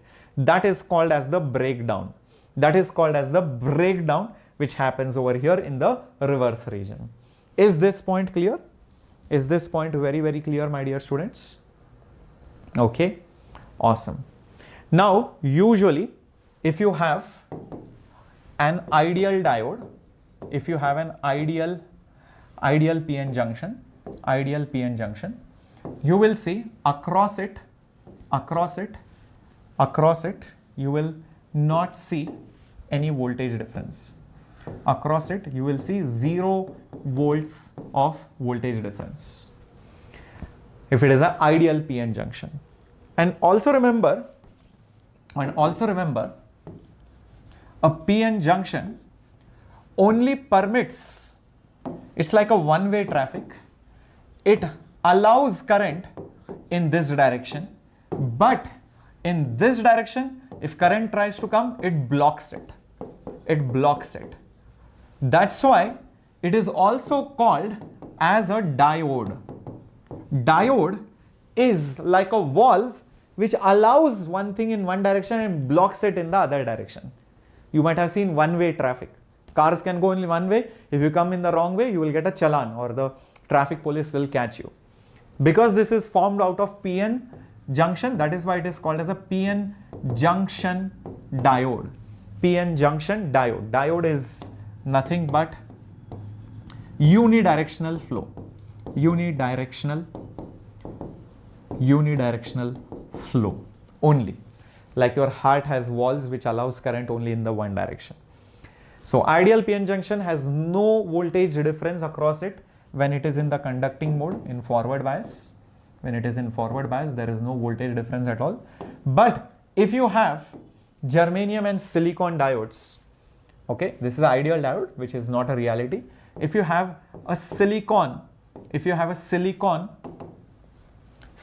based PN junction diode, then it so happens that across it you will see S for 7, SEVEN 7. So you will see approximately 0.7 volts of voltage difference for a silicon based diode. For germanium based diodes, for a germanium based PN junction diode, you will see that the voltage difference across the terminal is 0.3 volts. 0.3 volts. Very easy to remember. S for 7. And the other thing is germanium JEE3. Just remember that. Cool? Awesome. Mandeep, for the remaining classes, if you want, you should visit Zero to Hero, my old series, or Zero to Superhero. Okay, whichever you want to refer to Zero to Hero or Zero to Superhero series. Okay, for the important chapters. That is like one shot. It will be very clear. Please watch it. Zero to Hero or Zero to Superhero. It's there in the channel. Or best thing to do is on YouTube, just search Zero to Hero. For example, ray optics, Shreyas. Zero to Hero, current electricity, Shreyas. Zero to Hero, units and dimensions, Shreyas. Zero to Hero, rotation, Shreyas. If you search like that, you will get all the chapters. Okay, best way to search. I hope, Mandeep, that's very clear. Right. So I think with this, we should start with some questions. The forward biased diode connections are which of the following, my dear students? The forward bias diodes are which of the following, my dear students? Come on, think about it. In this particular case, forward bias means the P should be connected to a higher voltage, N should be connected to a lower voltage. Just check in all these things. This is +2, obviously this is higher side. This is -2, this is obviously connected to a lower side. I hope you can see that. So yes, definitely this is a forward bias. But just for clarity, we will check the other things. Maybe it was our luck that the option only came in the first go. What if this option was here? Okay, let's have a look at the other options. This is -3, this is much lower. This is also -3. In fact, the voltages are same. The voltage difference is 0 only. The voltage difference is 0. So in fact, it is not biased. It is an unbiased. It is an unbiased. It is unbiased circuit. It is not even forward bias or reverse bias. This is lower voltage. This is higher voltage. This is 100% reverse bias. Because P is connected to low, N is connected to high, it is reverse bias. In this case, 2 volts is less, 4 volts is more. So again, this is reverse bias because P is connected to low, N is connected to high. Okay, so I think the option should be option number 1 or A. How many of you wrote option number 1? Let's see. Very good. Siva Raja, very good. Sai, very good. Black Apps, Advai, Vaishnavi, Hasni, Srinidhi, very nice. Very nice, BN Amruta. Very good. Keep it up, keep it up, keep it up. Let's move on to the next question on your screen now. If the two ends of a PN junction diode are joined by a wire, what do you think will happen? There will not be a steady current in the circuit. There will be a steady current from N to P. There will be a steady current from P to N. There may or may not be a current depending on the resistance of the wire. So if you just take a PN junction diode and connect it with a wire, what do you think will happen? There is no voltage only. There is no voltage only applied. So why will there be any current also? So 100% there will not be a current in the circuit, which is again option A. How many of you wrote this? Very good, Rishi. Very good. We were Larry. Very good, Advai. Awesome. Yeah, there will be no current because there is no voltage difference. There is no bias. It's just a wire. It's not a battery. Be careful. Next, the drift current in a PN junction. If you answer this, that means you remember the theory. I would be very, very happy. The drift current in a PN junction diode is from which side to the which side? Come on, my dear warriors. In case of PN junction, remember the P becomes negative, N becomes positive. So why does that happen? Because of diffusion. That means electrons go from N to P. So the diffusion happens here. The diffusion happens from P to N. So the drift has to happen in the exact opposite direction from N to P. From N to P. So I think it is again option A. Okay, looks like all the options were not shuffled properly. It is A only again. But yeah, you can see that directly theory point. These kind of questions can come and you will be very confused. You'll be very confused. P to N or N to P. Okay? So that's why theory should be learnt properly. And I've explained this to you. If you are joined in late to the session, please watch it from the start. Don't miss any part of this class. Even if you don't watch any other semiconductor video, it's okay. Watch this video till the end. You will guaranteedly get 4 to 8 marks from this chapter. Depletion layer in a silicon diode is 1 micrometer wide. Knee potential is 0.6 volts. Then the field in the depletion layer will be. So it is at minimum voltage after which current suddenly begins. That's the knee voltage. And the width is also given. Question is find the field. I gave you a formula some time back. Right over here. I mean, you know this already from, what do you say, electrostatics. Electric field in that depletion zone. Electric field which is there in the depletion zone is voltage barrier upon the depletion zone's width, delta R. That's all. So where do we go? Where do we go? Yes, right over here. Just do the math. Electric field is del V by del R. Del V is 0.6 divided by 1 micros, that is 10 to the power minus 6. Guys, it is 6 into 10 to the power 6 or 0.6 into 10 to the power 6, which is 6 into 10 to the power 5, which is option D. Yes, correct. It is exactly this. No, it is not C. It is D. Be careful. I think some of you missed the decimal. There is a decimal point here. Bring it on the top. It will be 0.6 into 10 to the power 6, which is 6 into 10 to the power 5. Missed calculation.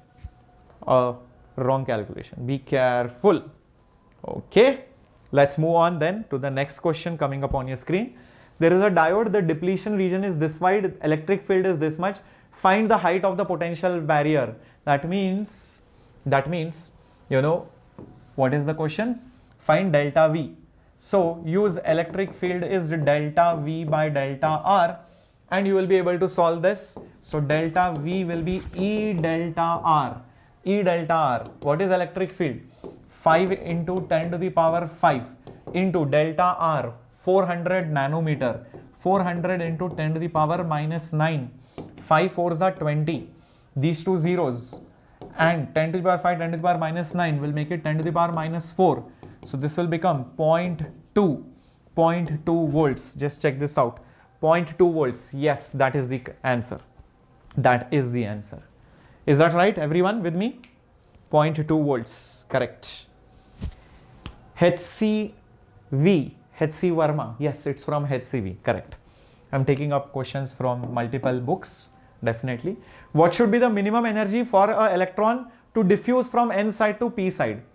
Guys, if there is a voltage barrier and if you want a charge to cross that barrier, if you want a charge Q to cross the barrier, how much energy will you need to give the charge into the voltage barrier? Charge into the voltage barrier. What is the charge of an electron? E. What is the voltage barrier? It is basically 0.2.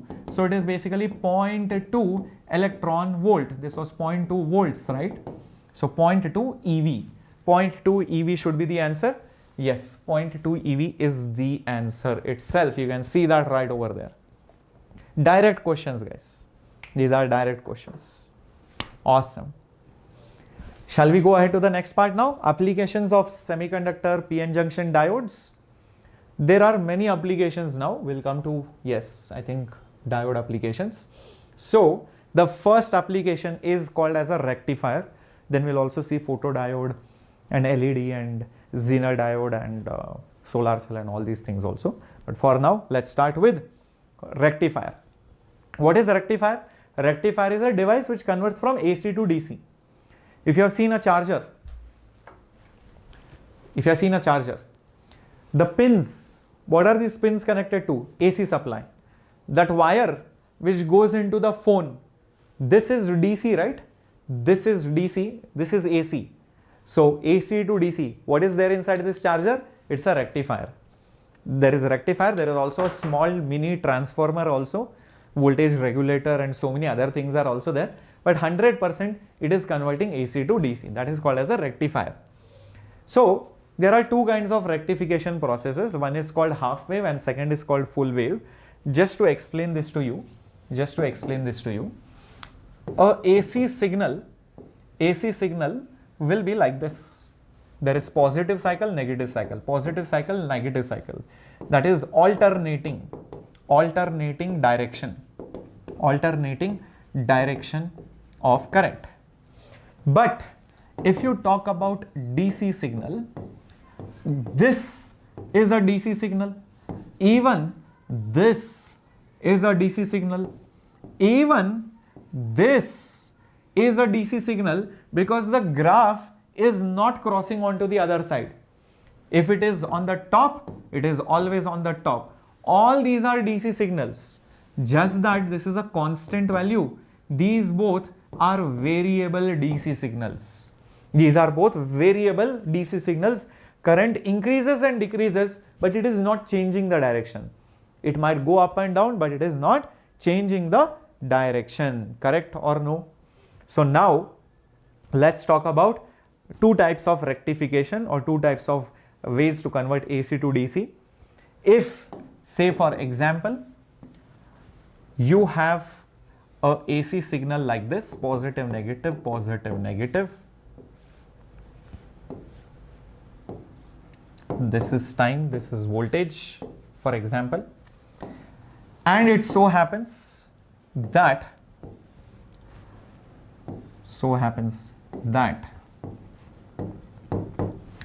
you are able to tap into either the positive or the negative cycles and use them, and the other half gets wasted completely. That means something like this, then nothing, then the positive cycle. You can see that you have converted into a DC signal. This kind of rectification, because out of the complete wave you used only half of the wave, so it is called as half wave rectifier. Half wave rectifier, because half of the wave got wasted, only half of the wave got converted into a DC signal. This got converted into a DC signal. Remember, this was a AC signal. The other possibility is that you utilize both the positive as well as the negative half cycles. It's like putting a modulus function. So if you take mod of this value, mod of this function, it will go up and down like this, like this, like this, like this. So the positive cycle, negative cycle, positive cycle, negative cycle, both are utilized. Then it is called as a full wave rectifier. Full wave rectifier. This is also obviously a DC signal. So you can get both the things, either this or this, either that or this. Cool? Very good. Yes. So after seeing yesterday, I got this charge pack for 4K. Wow. Glad, Advait. Glad you got the recharge done, because you will need a lot of it. A lot of classes are going to be there on YouTube. So better recharge it for the entire month now. Cool. So how is the circuit going to look like? You can see this is AC, that is DC. Positive, negative, only half of the cycle is coming out. So you use one single diode. This is a transformer. Do you see this? What is this? This is a transformer.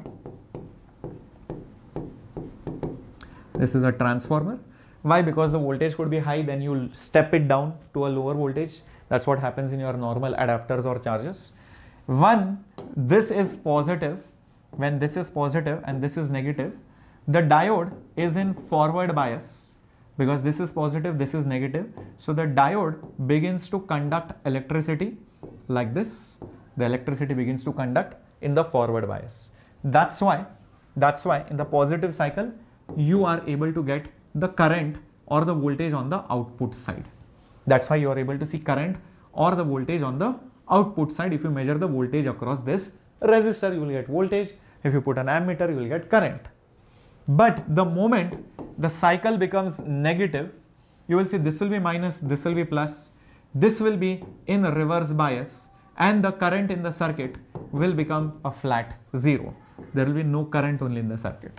So that's how you achieve a simple half wave rectification. But 100% you will be wasting a lot of energy. You will be wasting a lot of energy because half the cycle is getting wasted. But in case of a full wave rectifier, here is what happens. The circuit looks something like this. This type of transformer over here, is often called as the center tap transformer. Center tap transformer.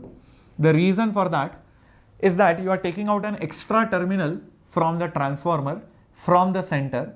That's why center tap transformer. A normal transformer, you take out an extra wire from it. This is one side, this is the other side. Now, this point from where you take out the wire from the center of the transformer, that is taken out as 0 volts. That is taken as 0 volts. With reference to that, you measure the voltages on the one side or the other side. So when you take the center as the 0 voltage and you are talking about the positive half cycle, then this is at a higher voltage, this is at a lower voltage. So because of that, this diode 1 will now become forward bias. And because you will see the negative is connected to the P of the diode, then negative is connected to the P of the diode, this diode will become reverse bias. This diode will become reverse bias. So there is no current in this part, but 100% there is current in this part, and that current goes like this and enters back through here. So the current goes like that and enters here. Is this clear? Because there is no current here because this is reverse. Why? Because P is connected to negative and the N is connected to a higher voltage. But this was during positive. So this was during positive half of the cycle. The moment it is a negative half of the cycle, that means this is at higher voltage, current has changed the direction, and this is at lower voltage. The moment this becomes positive connected to P, this will become forward bias, and the negative is connected to the P, so this will now become reverse bias. So there is no current in this part. So now there is no current in this part. The current is now 0. I think I put not equal to over here by mistake. The current is 0 in this part. Yeah. So there is no current in this part, but this diode, because it is forward bias, so you will see that there will be current flowing in this part like this and like this. whether it is this cycle or this cycle, in this diode, or sorry, in this resistor, current always goes in this way, right to left, right to left. Current is always going in the same direction. So that's why you will see DC current is flowing in the circuit. That's why you will see DC current is flowing in the circuit. Is that okay? Everyone with me? Clear? Understood? Pakka? Shall we go ahead to the next? And that is Zener diode. Okay. Which type of rectification is used in mobile charges? Divakar, it is full wave only. Obviously your charges need to be efficient. So it is always a full wave rectifier. You don't use half wave. Okay, cool. Now what is a Zener diode? Zener diode is nothing but a normal PN junction diode, just that you have created some doping in such a way that it is made to operate in the reverse bias. So Zener diode is a diode like a normal PN junction, but the doping is such that you use it in the reverse bias. It's always used in the reverse bias. And the advantage of using it in the reverse bias is that it acts like a voltage regulator. Sometimes the voltages fluctuate and suddenly it becomes very high. You want your devices to be safe, so that what you do is, even if the voltage goes higher, you cut it down and standardize it. And if it is at the standard value, you don't do anything. So you sometimes need a device to regulate the voltage for higher voltage fluctuations. That's the usage of a Zener diode. It is used in a reverse bias. The only difference in the symbol of a Zener diode is that for a normal diode, this is the symbol. For a normal diode, this is a symbol. For Zener diode, you just add these two lines extra. That's all. That's the only difference for a Zener diode. You can see one line extra, one line extra. That is the symbolic difference of a Zener diode. Now, why do you use in reverse bias? I will tell you that. Do you remember this current voltage graph? Do you remember this? Yeah. Current voltage graph? Yep. Very good. Yes, Sivaraja. That is highly doped and narrow depletion zone. This graph, if you go in the reverse bias, there is a small leakage current till a certain point, and suddenly there is a breakdown region. Do you see there is a breakdown region here in the reverse bias? And the breakdown region is very, very special. Not like the forward bias region where the slope is there. Slowly it increases slowly. Here, there is a sudden increase in the current.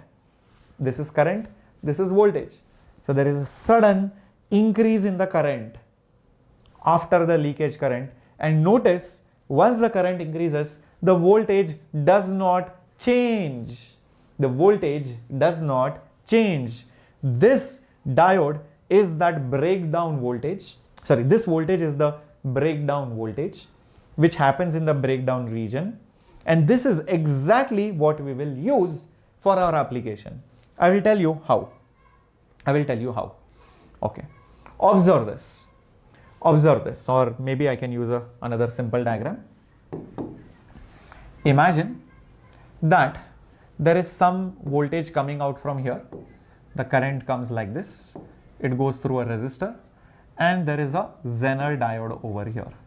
It is in reverse bias. You can see 100% current is going in the opposite way.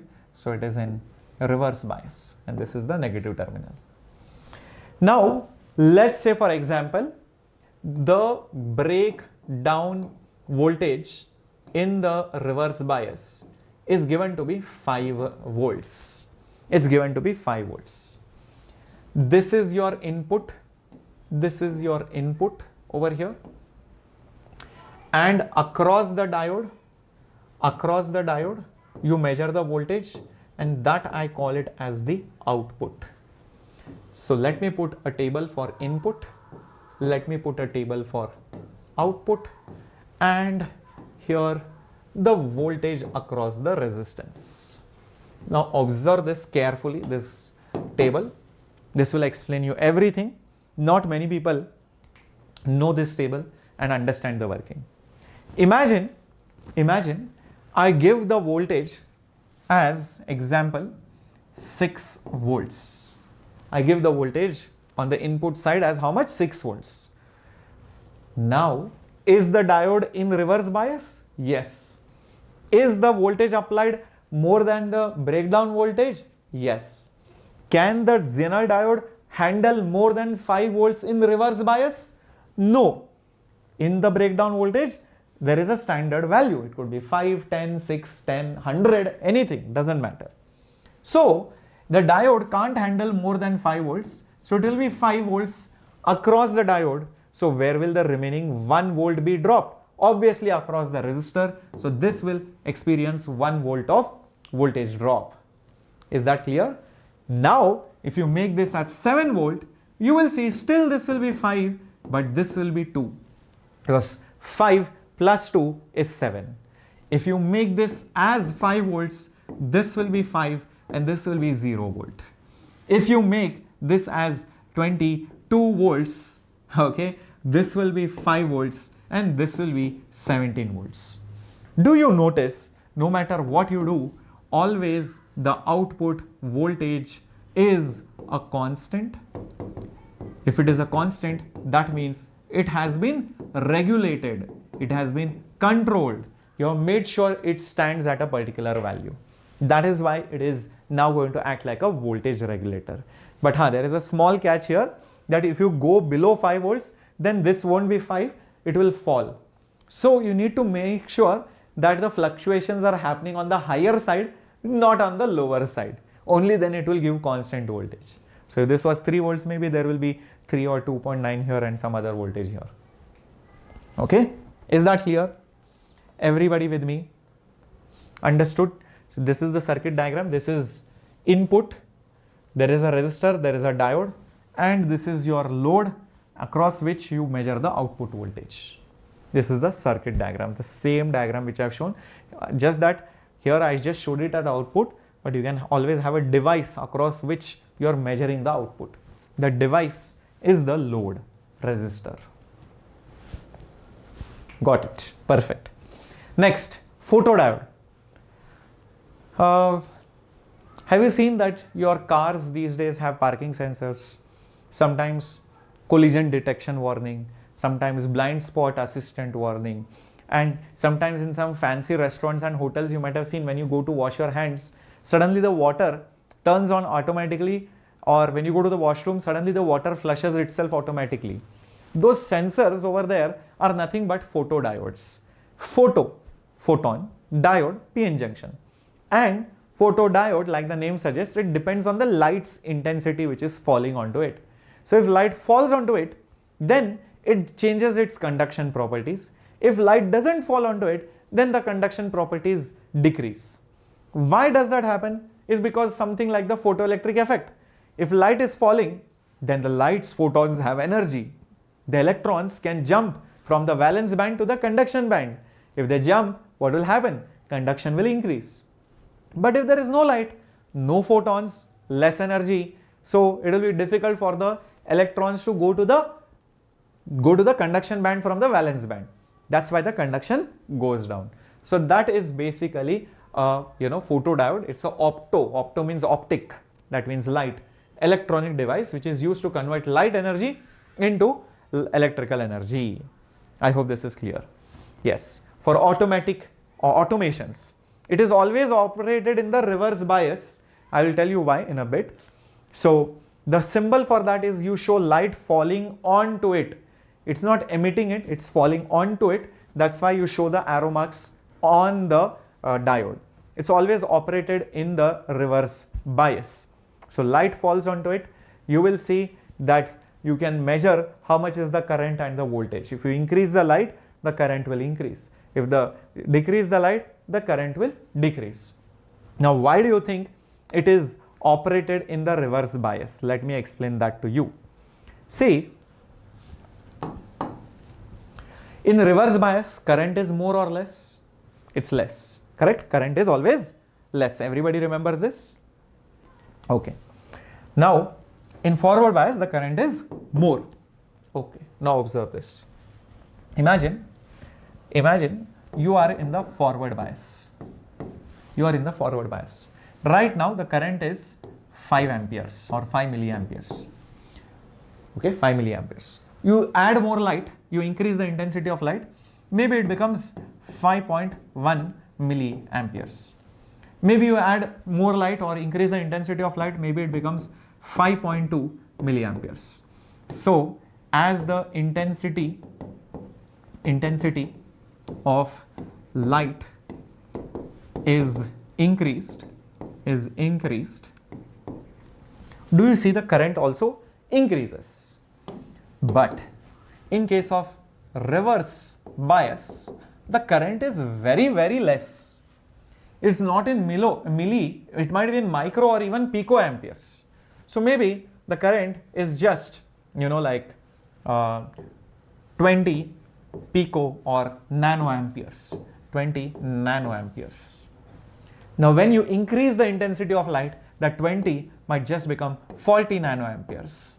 Then it might increase to, maybe some 80 nanoamperes or 90 nanoamperes.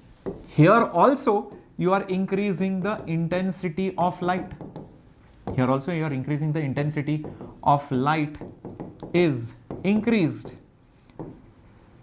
But if you see the number value 40, 20, 90, the change is more. Here if you see the change is in decimal value. Although if you notice 5 milliamperes to 5.1 milliamperes is 0.1 milliampere. That is huge as compared to 20 to 40. The change is 20 nano, that is 10 to the power minus 9. Although the change here is small as compared to here in forward, but the numerical value, if you have a nanoamp meter, the numerical value changes a lot. Here the numerical value hardly changes if you have a milliamp meter. That's the reason why reverse bias is more sensitive. It is more sensitive. But this is not so sensitive. That's the reason why you use it in reverse bias. Is that clear? A lot of you did not know this. How many of you understood now why photodiode is used in reverse bias? Did you understand why Zener diode is also used in reverse bias? I told this to you before. Why Zener diode is used in reverse bias? I also told you now why photodiode is also used in reverse bias. Okay. Now there is one more diode, but that is used in forward bias, and that is LED. That is your common thing. Have you used LED? Deepshika, please watch my video of the top 5-6 chapters for 90 and top 10 chapters for 99. Just do those chapters pakka, that's enough. Don't have to do something from everything. If you know something from everything, good. Just try to do everything from that some chapters. Watch that video. Yeah. So my dear students, LED, light emitting diode, light will come out of it. So when current is passed, light will come out of it when current is passed through it. That is called as a LED. So based on the electron transition levels, because electron goes from valence band to conduction band, it might jump back from conduction to valence, emitting photons like it happens in atomic spectra. So you will get different wavelengths and different frequencies. So based on the energy gap difference, you might get the different colors of light. You use LEDs in torch, in headlights, in TVs, in your mobile screen, and so many other places. So it's widely used. It is very energy efficient, consumes very little electrical energy, so that's why it's efficient, and operates on small voltages also. So light emitting diode, you will show light coming out of it. It is used in forward bias. Then you have solar cell. Solar cell is just like, I'll tell you something, it's like photoelectric effect combined with PN junction diode. So just imagine you have a P and N junction over here, and there is a resistor here. Nothing is connected, no battery is connected, no bias. But if light falls onto it, just like photoelectric effect, what will happen? You will see that the electrons get knocked out. And these electrons will now start conducting. They will complete a circuit. So that's exactly what a solar cell is. You might have seen on the rooftop, they keep a solar cell and they drive, some motor or some light or some device. That is the usage of solar cell. It is based out of solar energy, which is converted into electrical energy. So the first step is generation, then you separate it, and then you collect that solar energy. So you generate it, you separate that electricity, and then finally you collect it. So those are the steps that is based out of NCERT syllabus. From JEE point of view, you don't have to go through so many details. Just need to know solar cell generates electricity from solar energy. It uses light energy, which propels those electrons, knocks out the electrons like photoelectric effect. Okay, please remember, it's not like photodiodes because there is no biasing. You don't have to connect a battery. It is the battery. It supplies the voltage. Keep that in mind. Okay, I hope this is also very clear. Okay, so this is the basic operation of solar cell. It uses solar energy, supplies current. You can drive anything from it. Cool. Now let's do some questions. And then we start with logic gates very quickly. Let's be fast in this. There is a diode in the circuit. Current of 1 milliampere is to be used. Knee voltage is 0.7 volt. The external voltage is 5 volts. Question is the value of the resistance so that the voltage is above the knee voltage. Okay. So see, if the resistance is small, then there will be good voltage, good current, and this diode will conduct. But if the resistance is huge, it will block the current, and because of which the diode might not conduct good electricity. So that's why maximum value of R is asked. So 0.7 volts is dropped across this, whereas across the entire thing it is VB. VB is how much? 5 volts. VB is how much? It's given to be 5. It is given to be 5 volts. So naturally, across this, how much will it be? 5 minus 0.7, which is 4.3 volts. It's also given that when this voltage is there of 0.7, the current is 1 milliampere. So we know V is IR, R is voltage by current. Voltage is 4.3, current is 1 milliampere, so it will be 4.3 kilo ohms. 4.3 kilo ohms is option A. How many of you got it? Very good. But 4.3 kilo ohms, not ohms. Keep that in mind. Moving on, next question on your screen now. The reading of the ammeter for a silicon diode in the given circuit is, for a silicon diode in this circuit is silicon, S for 7. So 0.7 volts. Remember this? I told you. So there will be 0.7 volt dropped here, and a total voltage of 3 volts is there. So naturally, how much will this be? This will be 2.3 volts. This will be naturally 2.3 volts. Question is, what is the current reading? I can use V is equal to IR for a resistor. Voltage is 2.3. Current is how much? Achha, we have to find that out. Resistance is 200. So current will be nothing but 2.3 divided by 200, which is 23 by 2 into 10 to the power minus 3, which is nothing but 11.5 milliamperes. 11.5 is C option, Captain Shreyas. Wow, such a simple question. It's just based on whether you know the fact that silicon means 0.7 volts. If you know that, rest all is straightforward. Cool. Shall we go ahead? Okay. Moving on to the next one. The circuit shown contains two diodes, 50 ohms, with a forward resistance of 50 ohms and infinite in reverse. In forward 50 ohms, in reverse infinite. Yes, makes sense. Battery is 6 volts, find the current.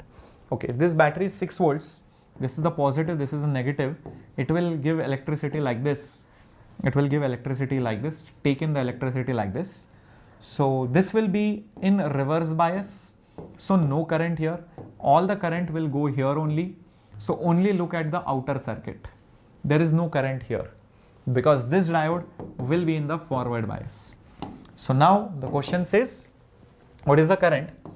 Current is going to be, this diode has a resistance of how much? 50 ohms. Total voltage by total resistance, voltage is 6. Resistance is D1. D1 will be how much? 50 plus this is 130 plus 120. I hope this is clear. I hope this is clear. 130 plus 120, my dear students, is 250 plus 50 is 300. So 6 divided by 300, which is 2 divided by 100, which is nothing but 0.02 amperes. 0.02 amperes, which is option B for IIT Bombay. Very good. Excellent. See if you got this. See if you got this. Perfecto. Perfecto. Perfecto. Okay. Next question coming up on your screen here. 2014 question. I will just start giving you the hints, then you can solve it later on also. Okay, because we are a little bit short of time and I want to do logic gates as well. Okay, let's just have a look at how to solve this. Here, the Zener voltage in breakdown is 10 volt. This resistance is 2 kilo ohms. This is 4 kilo ohm. This is 60 volt. Find the currents I, IL and IZ. Okay, straightforward. Zener diode always acts like a voltage regulator. That means no matter what you do, if you supply higher voltage, it always ensures that breakdown voltage is maintained. So one thing is for sure, between these 2 points or between this point and this point, the voltage difference 100% is 10 volts. If that is the case, across the resistor L, using V is equal to IR, IL will be voltage, which is 10, divided by resistance, which is 2 kilo, which is 2 into 10 to the power 3, which is 5 into 10 to the power minus 3, which is 5 milliamperes. So IL is 5 milliamperes. IL is the last one. So 5 milliamperes is only there in option D. I can directly mark it. I can directly mark it because IL was the last one. IL was the last one. And I can see 5 milliamperes here. This is eliminated, this is eliminated, this is eliminated. Straight away I will mark this without checking the other options. If there are 2 options, then I will have to check it. Correct? Now, for the remaining part, what you can do is that out of 60 volts, 10 volts was dropped here. So naturally, this will be having 50 volts because 60 will be 50 plus 10. 50 dropped here, 10 dropped here, total drop is 60. So for this resistor, 50 volts is current into resistance, which is 4 into 10 to the power 3. So this current will be 50 by 4 into 10 to the power minus 3, which you will see as 12.5, of course. Yes, 12.5 milliamperes. And the last one, at this junction A, use Kirchhoff's current law that I is IL plus IZ. So 12.5 will be 5 plus IZ. So IZ will be 7.5, correct. IZ will be 7.5 milliamperes. So that is also done and this was also done. Kirchhoff's law, Ohm's law, V is IR, and also basic idea of Zener diode that the voltage is regulated at 10 volts or the breakdown voltage. Is that okay? Shall we begin with logic gates? My throat has dried up and my water is in the other room. I can't go out because I have to remove the mic and all those things. But I think if you guys give me some energy, it will be like water for me.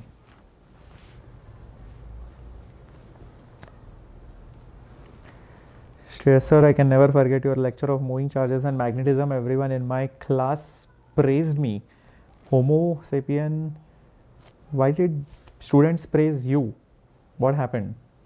Were you the one showing the lecture or something interesting about the lecture? I've forgotten what happened in magnetism.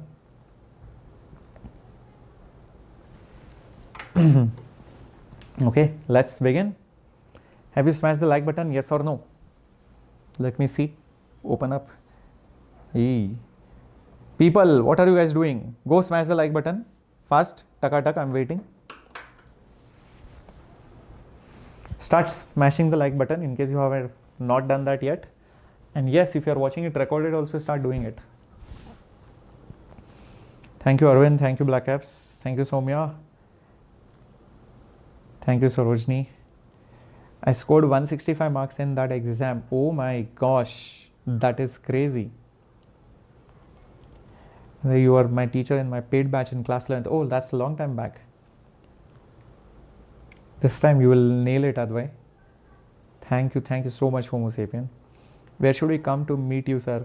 You should come in the Bangalore office, the Vedantu office at HSR. So when you guys are coming, just let me know. We will be there. Otherwise, I usually conduct my classes from home, and that's around 20-30 kilometers from the office. So I rarely visit the office. I'm always at my home studio. So let's begin. Logic gates. Logic gates. What is this? See, guys,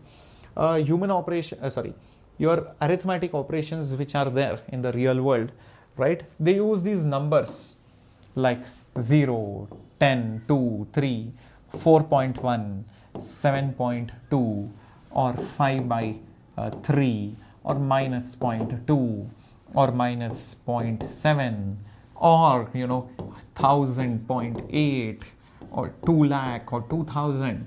These numbers you use in your real world for telling some value, maybe of the sound level, maybe of the electric field level, maybe of the temperature, maybe of the current, maybe or some value which you are communicating or calculating for some purpose. But machines do not understand these values, unfortunately. They only understand two values, and using two values you can represent any number. That is another theory. We don't want to get into that. But just remember, using just two numbers, you can write any other number in those terms. So those numbers, okay, are basically 0, 1. Right now, the number system that you use is a decimal number system. Deci means 10. So basically 10 basically symbols you use. You use 10 symbols. What are those 10 symbols, my dear students? 0, 1, 2, 3, 4, 5, 6, 7, 8, 9. These are your 10 symbols. Correct? If you count 0 also, you have to, because you use 0, 2, 5, 6, 3. All these are numbers made out of these symbols only. Then machines don't understand that. They understand only something called as binary. Bi means 2. Bi means basically 2. So only two symbols are being used. Two symbols are being used. And what are those two symbols, my dear students? 0, 1. 0 and 1. That's it. Using these two numbers, you can do everything. So often this 0 and 1 are also called many other things like low and high, no and yes, false and true, off and on, 0 volts, 5 volts. All these things mean the same. You don't have to worry about, oh sir, is this different or what? Okay, all these things mean the same thing. Please remember that. Okay, so that are the two symbols. That are the two symbols in binary system. They are also called as booleans. They are also called as booleans. booleans, and the operations which happen on these zeros and ones, that is called as a Boolean algebra. So, so on the 0 and 1, the operations which happen, that is called as Boolean algebra. And you will get some 0, 1, 1, 0, 0, 1, 0, something. This here is called as the input. This here is called as the output. Just to give you a simple example in terms of decimal numbers, 3 plus 7, that is your addition operation. That is your addition operation. Using some rules, you get it as 10. This is your input and this is your output. Correct, everybody? Similarly, I can change these numbers. I'll get a different thing altogether. Like I can say 5 plus 7, that will be 12. That is the output. That is the addition operation on decimal numbers. Similarly, inputs can be 0, 1, 1, 0, whatever it is. You do some operations, you get, your final output. Is that clear, my dear students? Now, in basic decimal, this was your decimal operations. You have plus, minus, division, multiplication. You have addition, you have subtraction, you have multiplication, you have division, correct? Same way, in Boolean algebra also, you have something similar to addition, something similar to multiplication, not exactly division, but remember there are certain operations which you can perform on these Boolean variables. So when you do that, the thing which performs that operation, that performs that Boolean algebra or those operations, that is called as a gate. What is it called? It is called as a gate, and it might have 1 or 2 or 3 or many inputs. So it might have some inputs and there will be one output. There will be one output. There is a gate. That gate means it's an operation on those Boolean variables. Using the inputs, it gives me some output, and because there is some logic involved in it, that is why sometimes it is also called as logic gate. Like for example, when I do 5 plus 7, there is some logic. 5 plus 7, okay, it becomes 12. There is some method for doing that. Same way, on zeros and ones, when you do the operations, there is some method, some way, manner in which you do it. So there is some logic associated. That's why it is called as a logic gate. Is that clear? Is that clear, my dear students? Very good. Now there are many kinds of logic gates. Many kinds of logic gates. Let's start with one by one, starting off with NOT. Starting off with NOT.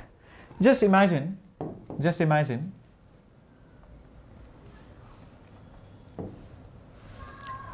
I take a switch.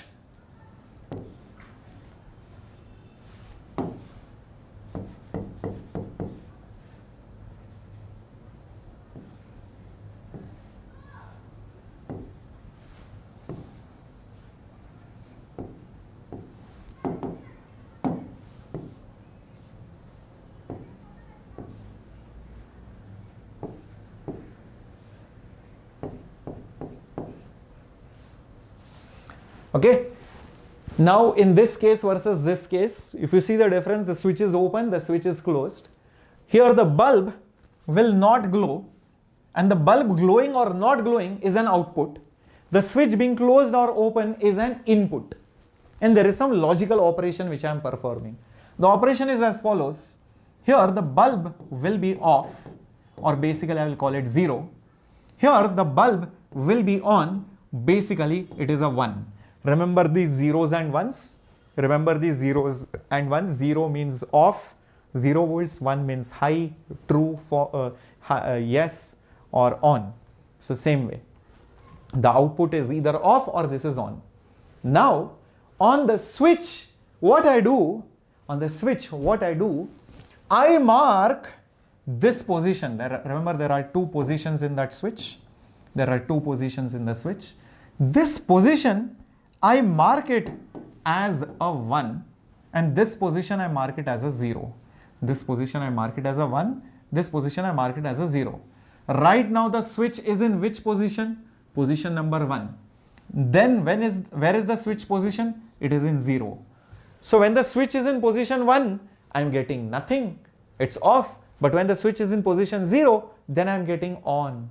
Oh, this is basically making the 1 as a 0 and the 0 as a 1. What is this? It is flipping the values. 0 becomes 1, 1 becomes 0.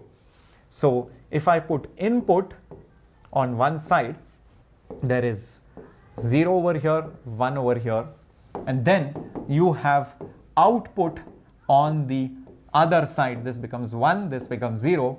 This is now telling me all the cases what is it doing. For 0, 1, 1, 0, it is flipping it. This kind of operation is called as a NOT operation. What is it called, my dear students? What is it called, my dear students? NOT. N-O-T, NOT. That means opposite operation. Is that clear, everyone? Very good.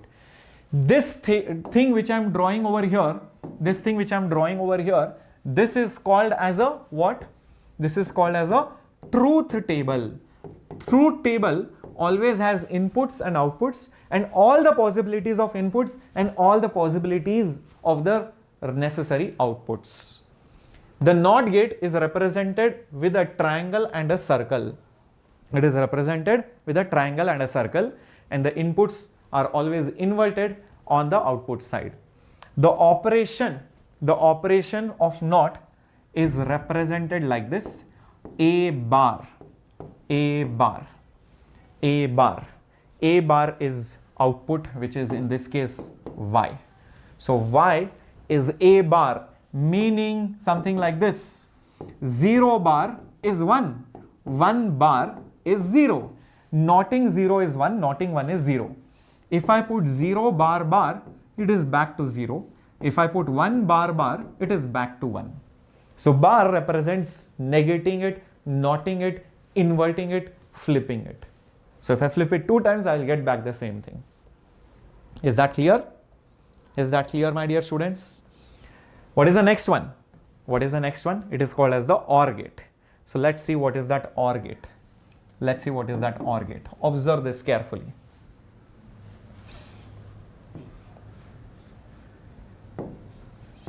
There is a switch here, there is a switch here. Okay, there is a switch here, there is a switch here. I take a battery and there is a bulb over here.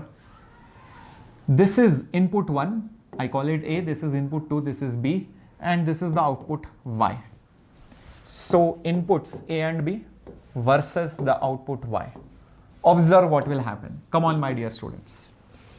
If you open both the switches, both are off, both are off, 0, 0.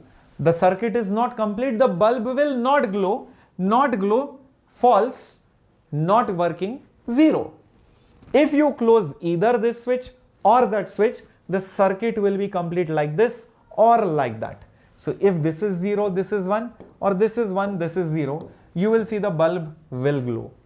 But if both of them are closed, doesn't matter. The current can find 2 paths and come back over here. So it is still conducting in nature. So 1, 1 also gives you 1.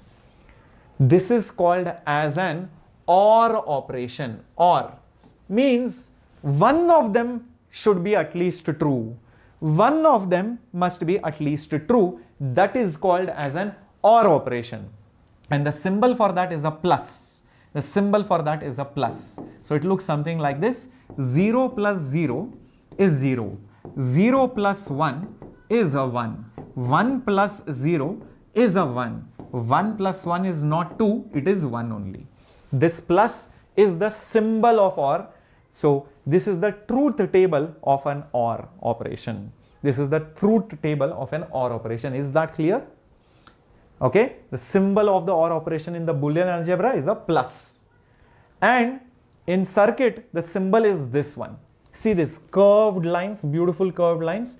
That is a OR operation. A plus B. Plus should be read as OR. A or B. One of them is true, then it is output is true. Both are false, then it is a false. Yes, I hope this is clear. I hope this is clear. Very good. Next will come NOR gate. What is NOR? It is opposite of OR. It is opposite of OR. That means you put a NOT gate in front of it. Recently, Virat Kohli and Anushka Sharma got married, and it became Virushka. Virushka, correct? Do you remember this? Virat Kohli and Anushka Sharma got married and it became Virushka. So similarly, an OR gate or a NOT gate with a OR gate, what will it become? It will become a NOR gate. It will become a NOR gate. Their marriage happened. So you can see, I think it is not very clear. So let me draw it properly. The symbol for OR gate is like this. This is a OR gate plus the NOT gate. You marry it with a NOT gate. What you get is a NOR gate. What you get is a NOR gate. That means you put a circle in front of the OR. That becomes your NOR gate. That becomes your NOR gate. I hope this is clear. Very good. Very good. And the truth table for this and the symbol for this, everything I'll tell you. If this is A, if this is B, if this is A, this is B, what is the output symbol? You are first doing A plus B as the output and you are knotting it. You are knotting it. So that input goes here. A plus B bar is knotting it. So the output is A plus B bar. Keep that in mind. You are knotting that A plus B. Is that very clear? You are putting a knot in front of the NOR. So if A and B were here, this was the NOR output, 0, 0, 0, 1, 1, 0, 1, 1. Usually for OR, this would have been 0, 1, 1, 1. NOR will make it opposite, so it will be 1, 0, 0, 0. That's it. That's the only difference. It's exactly opposite of this. Where you get a 0, you get a 1. Where you get a 1, you will get a 0. Is that okay? Everybody with me? This is a NOR gate. This is a NOR gate. Very nice. Very nice. Then what do you get? You have the next one, which is a AND gate. Its circuit looks something like this. If I have to explain it with switches, otherwise symbol is different. I'm just trying to explain it with switches here. This is A, B, and this is the output. This is the output. So if you start drawing the truth table, A, B, and the output, if both are open, both the switches are open, the circuit is not complete. The bulb will not glow. One switch is open, one switch is closed. This is open, this is closed. How does it matter? The circuit is still broken. There is a missing part in the circuit. The bulb will not glow over here. This is 1, this is 0. If you close this but open that, still there is a missing part in the circuit. Current can't flow. So again, this will be 0. Only when both are closed, then the current can flow. There is a completion in the circuit. So both are true, only then it is true. That is called as a AND gate. That is called as a AND gate, and the symbol for that is a dot, like the dot product. So 0.0 is a 0. Same thing. 0.1 is 0. 1.0 is a 0. 1.1 is also 1. So this is AND operation. The symbol for that is a dot. And in electric circuits, the symbol for that is a D like this, and you show it over here. So if this is A, this is B, this is A dot B, this is A dot B, this is a AND circuit. What is this, my dear students? AND circuit. Yes. Now the next one will be a NAND. Sorry, I think NOR came over here. AND is there here. Okay. The next one will be a NAND. I will rearrange the slides, maybe just 1 second.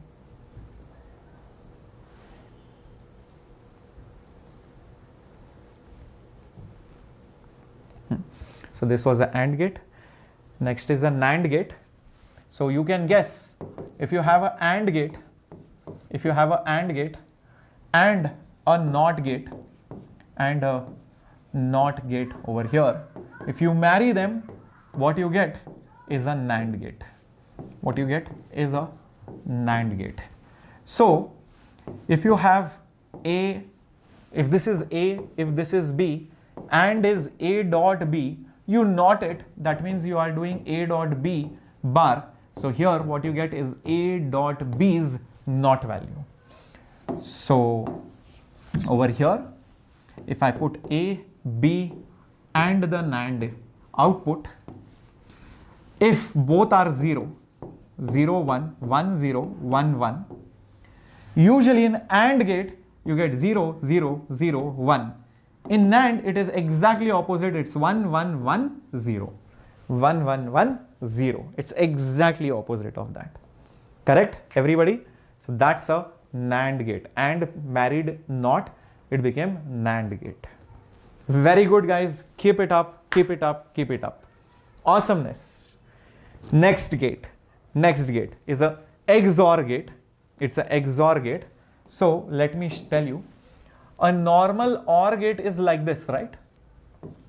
This is a normal OR. XOR, you add one extra line on it, exclusive OR. XOR is basically exclusive OR gate. Meaning, if this is A, this is B, this is A plus with a circle on it and B. What it tells you is that, only if both are opposite, then it is going to be true. Both should not be the same thing. Like if this is 0, this is 0, it is 0. If this is 1, this is 1, then also it is 0. But this is 0, 1 or this is 1, 0, then it is 1, 1. That is exclusively either this or that. Sometimes you give an option, right? Imagine a girl coming and telling you, either you choose me or you choose Champa. It's an exclusive OR. It's not like you can be with her also, you can be with Champa also, and she will be okay. No, either this or that. I hope that is clear. Everyone with me understood? Oh, clear? Oh, what is the XOR gate? Awesome. That is the XOR gate. Now I will teach you some tricks which will help you solve questions like easy peasy lemon squeezy. I have 15 minutes. Let's wind it up really quick. Are you ready for this? Are you ready for this? I'm starting to give you some tricks now. Get ready. First trick. Any part of the circuit looks like this. Any part of the circuit looks like this. What is this? You are shorting. Short means you are using the same input everywhere to both the things. You are shorting a NAND. You are shorting a NAND. Just imagine the truth table of this. If it is 0, it will become 0 and 0. What will be the output? 0 and 0. 0 and 0 will be 0. But the NOT of it, 0 and 0 will be 0. But the bar of it will be 0 bar. That means it will be 1. Similarly, if you give the input as 1, 1, 1 will go on both sides. 1 and 1. 1 and 1. What is the output? 1. But if you knotting it, it will give me 0. Oh, interesting. So if I give 0,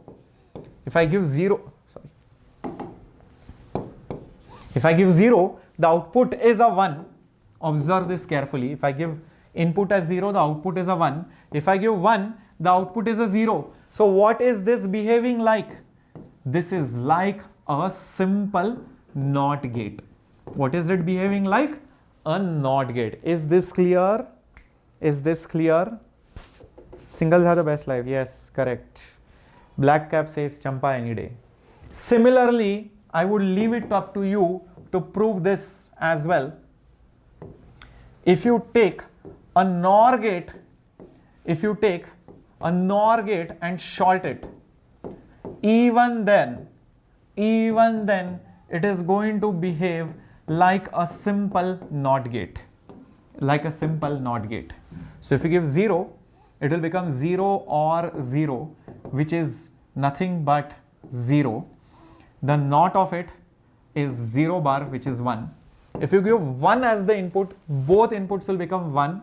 1 or 1 will become 1, but NOT of it will become 0. Again, you can see 0 gives me 1, 1 gives me 0. So it is a NOTing operation when you short a NOR, short a NAND. In fact, you will see that NAND and NOR can be used to make any gate, any gates, to make any gate. That is the reason why they are called as universal gates. Universal gates. Keep this in mind. What are they called? Universal gates. Is that right? And if you get confused in remembering the symbols, don't worry. Shreyas Sir is here. For example, when you talk about AND gate,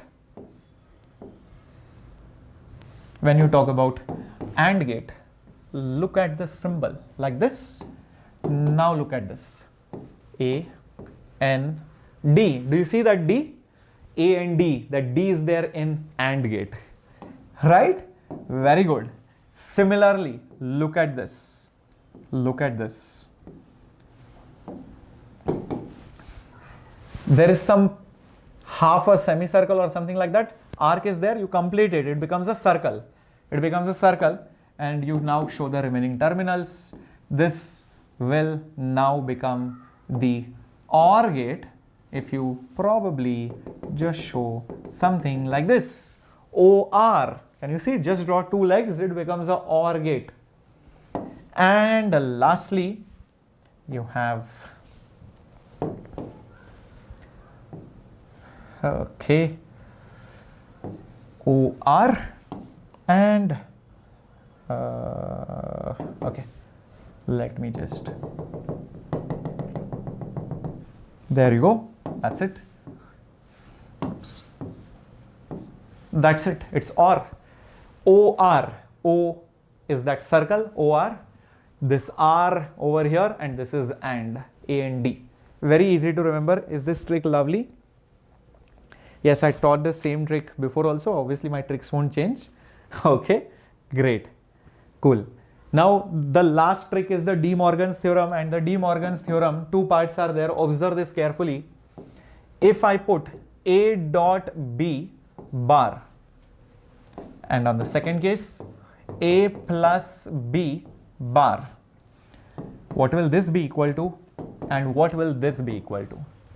If it is a dot and the bar is on the top, what you can do is, you can write it as A, B.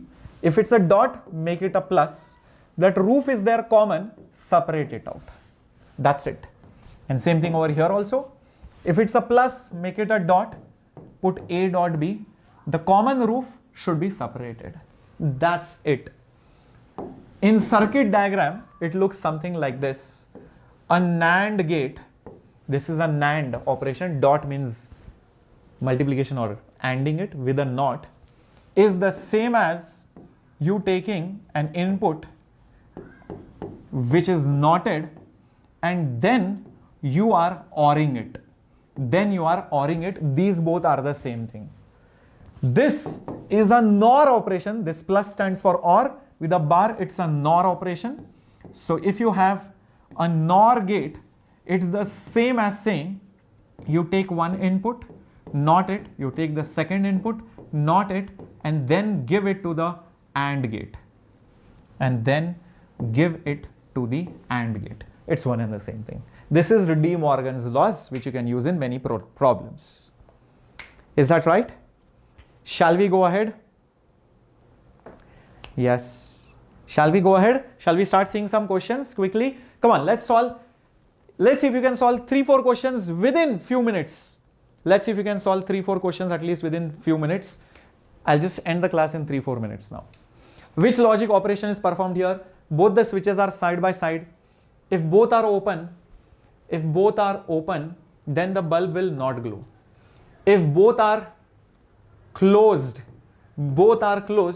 then only the circuit will flow. If one is closed, one is open, then also there is one path which is made. If one is open, one is closed, or one is closed, one is open, then also the bulb will glow. One is closed, the circuit is complete. So it will be a OR gate, I believe. Is it a OR gate? Come on. Everyone? Yes, Asni, the answer is B. Very good. Let's go to the next question which has come. The logic gate here is which one? Here you can see this is nothing but A bar. If this is A, this is A bar. If this is B, this is B bar. Okay, this is B bar. What is this? AND with a NOT. AND with a NOT. So ANDing it means dot. And then knotting it means this. This is the operation performed by this circuit. Let's use De Morgan's theorem. Treat this like A, treat this like B. What will you get in the next step? If there is a common roof with a dot, what do? That dot will be made as plus, and this A bar and this B bar's bar. You separate the roof into two entities. That was your De Morgan's theorem. A dot B bar is A bar plus B bar. So that's it. I have done it over here. But A bar is A, B bar is B. So this is A or B. A or B. So that is B option, which is OR gate. That is B option, which is OR gate. Very good. Some of you have got it very quickly. You are using my tricks. These tricks are not there in NCERT. You will find it only in my class. The logic gate equivalent to the given logical circuit is, quickly see if you can see a shorted NAND. I had told you a shorted NAND is a NOT gate. Shorted NAND is a NOT gate. Wow, then it becomes very simple. It's basically, this is a AND with a NOT. And this NAND, which is shorted, also behaves like a NOT. Two NOTs will cancel each other. And what are you left with? A simple AND gate. D for AND. Is there AND gate? Yes, it is option number D. Yes, it is option number D. Very good. Very good. Very good. Very good, guys. Very good. Okay. I'll do one last question because it's 8:55 now. This is a PYQ. I think you will be able to do this very easily. Okay. Just think what will be the output. But first, you can see what is happening over here. Imagine this is a signal. This is 1, this is 0. This is 1, this is 0. This is 0, this is 1. This is 1, this is 0. This is high, this is high. This is low, this is low. This is low, this is high. This is high, this is low. This is high, this is high. So for both these inputs, what will be the output? So you just have to do normally by elimination. Like for example, if you see both are 1, one's opposite will be or not will be 0. 0 or 0, 0. Not of it, 1. So output should be high. So this option is 0. Naturally, it gets eliminated. This is 1, this is 1, this is 1. So it will be one of them. Won't it be one of them? Everybody with me? Similarly, go with the rest of the things. Okay, try it out for some different things. Like this is 0, this is 0, this is 0, this is 0, this is 1, this is 1. Knotting it. 1 or 1, 1. Opposite of it, 0. So 0 is here. This is 1. Anyways, that was eliminated. Don't worry. This is 0. This is also 0. Okay, you cannot decide from here. So do for the rest of the things, you will be able to get it. Most likely it is option A only. Most likely it is option A, right? So try it out. You will be able to get it. Cool, my dear students. Will you be able to try it? And any other, only one question is there. Please do it as homework. One question is there. It will be there as homework in the PDF form. Okay, which you are going to get in the Telegram channel. Please like the video. Fatafat. Clearly mention in the comments you loved the class. Yes, I want to see a lot of hearts, a lot of love in the comment section, and especially this semiconductors is done. If I see this, I will understand this student has seen the complete class because you would have watched till the point till here, right? So please comment in the comment section after the video ends. And yes, do not forget to like and subscribe. And yeah, I will see you in the JEE crash course till JEE Advanced. Okay, bye bye. Have a great time. The next class is going to start soon. Even if you get a small break, it's okay. Take your dinner plate and sit in front of the class. Don't say that, sir, no, too much of class. No, don't say that. Hardly any days left. Okay, see you in the next class again. Bye bye. Take care.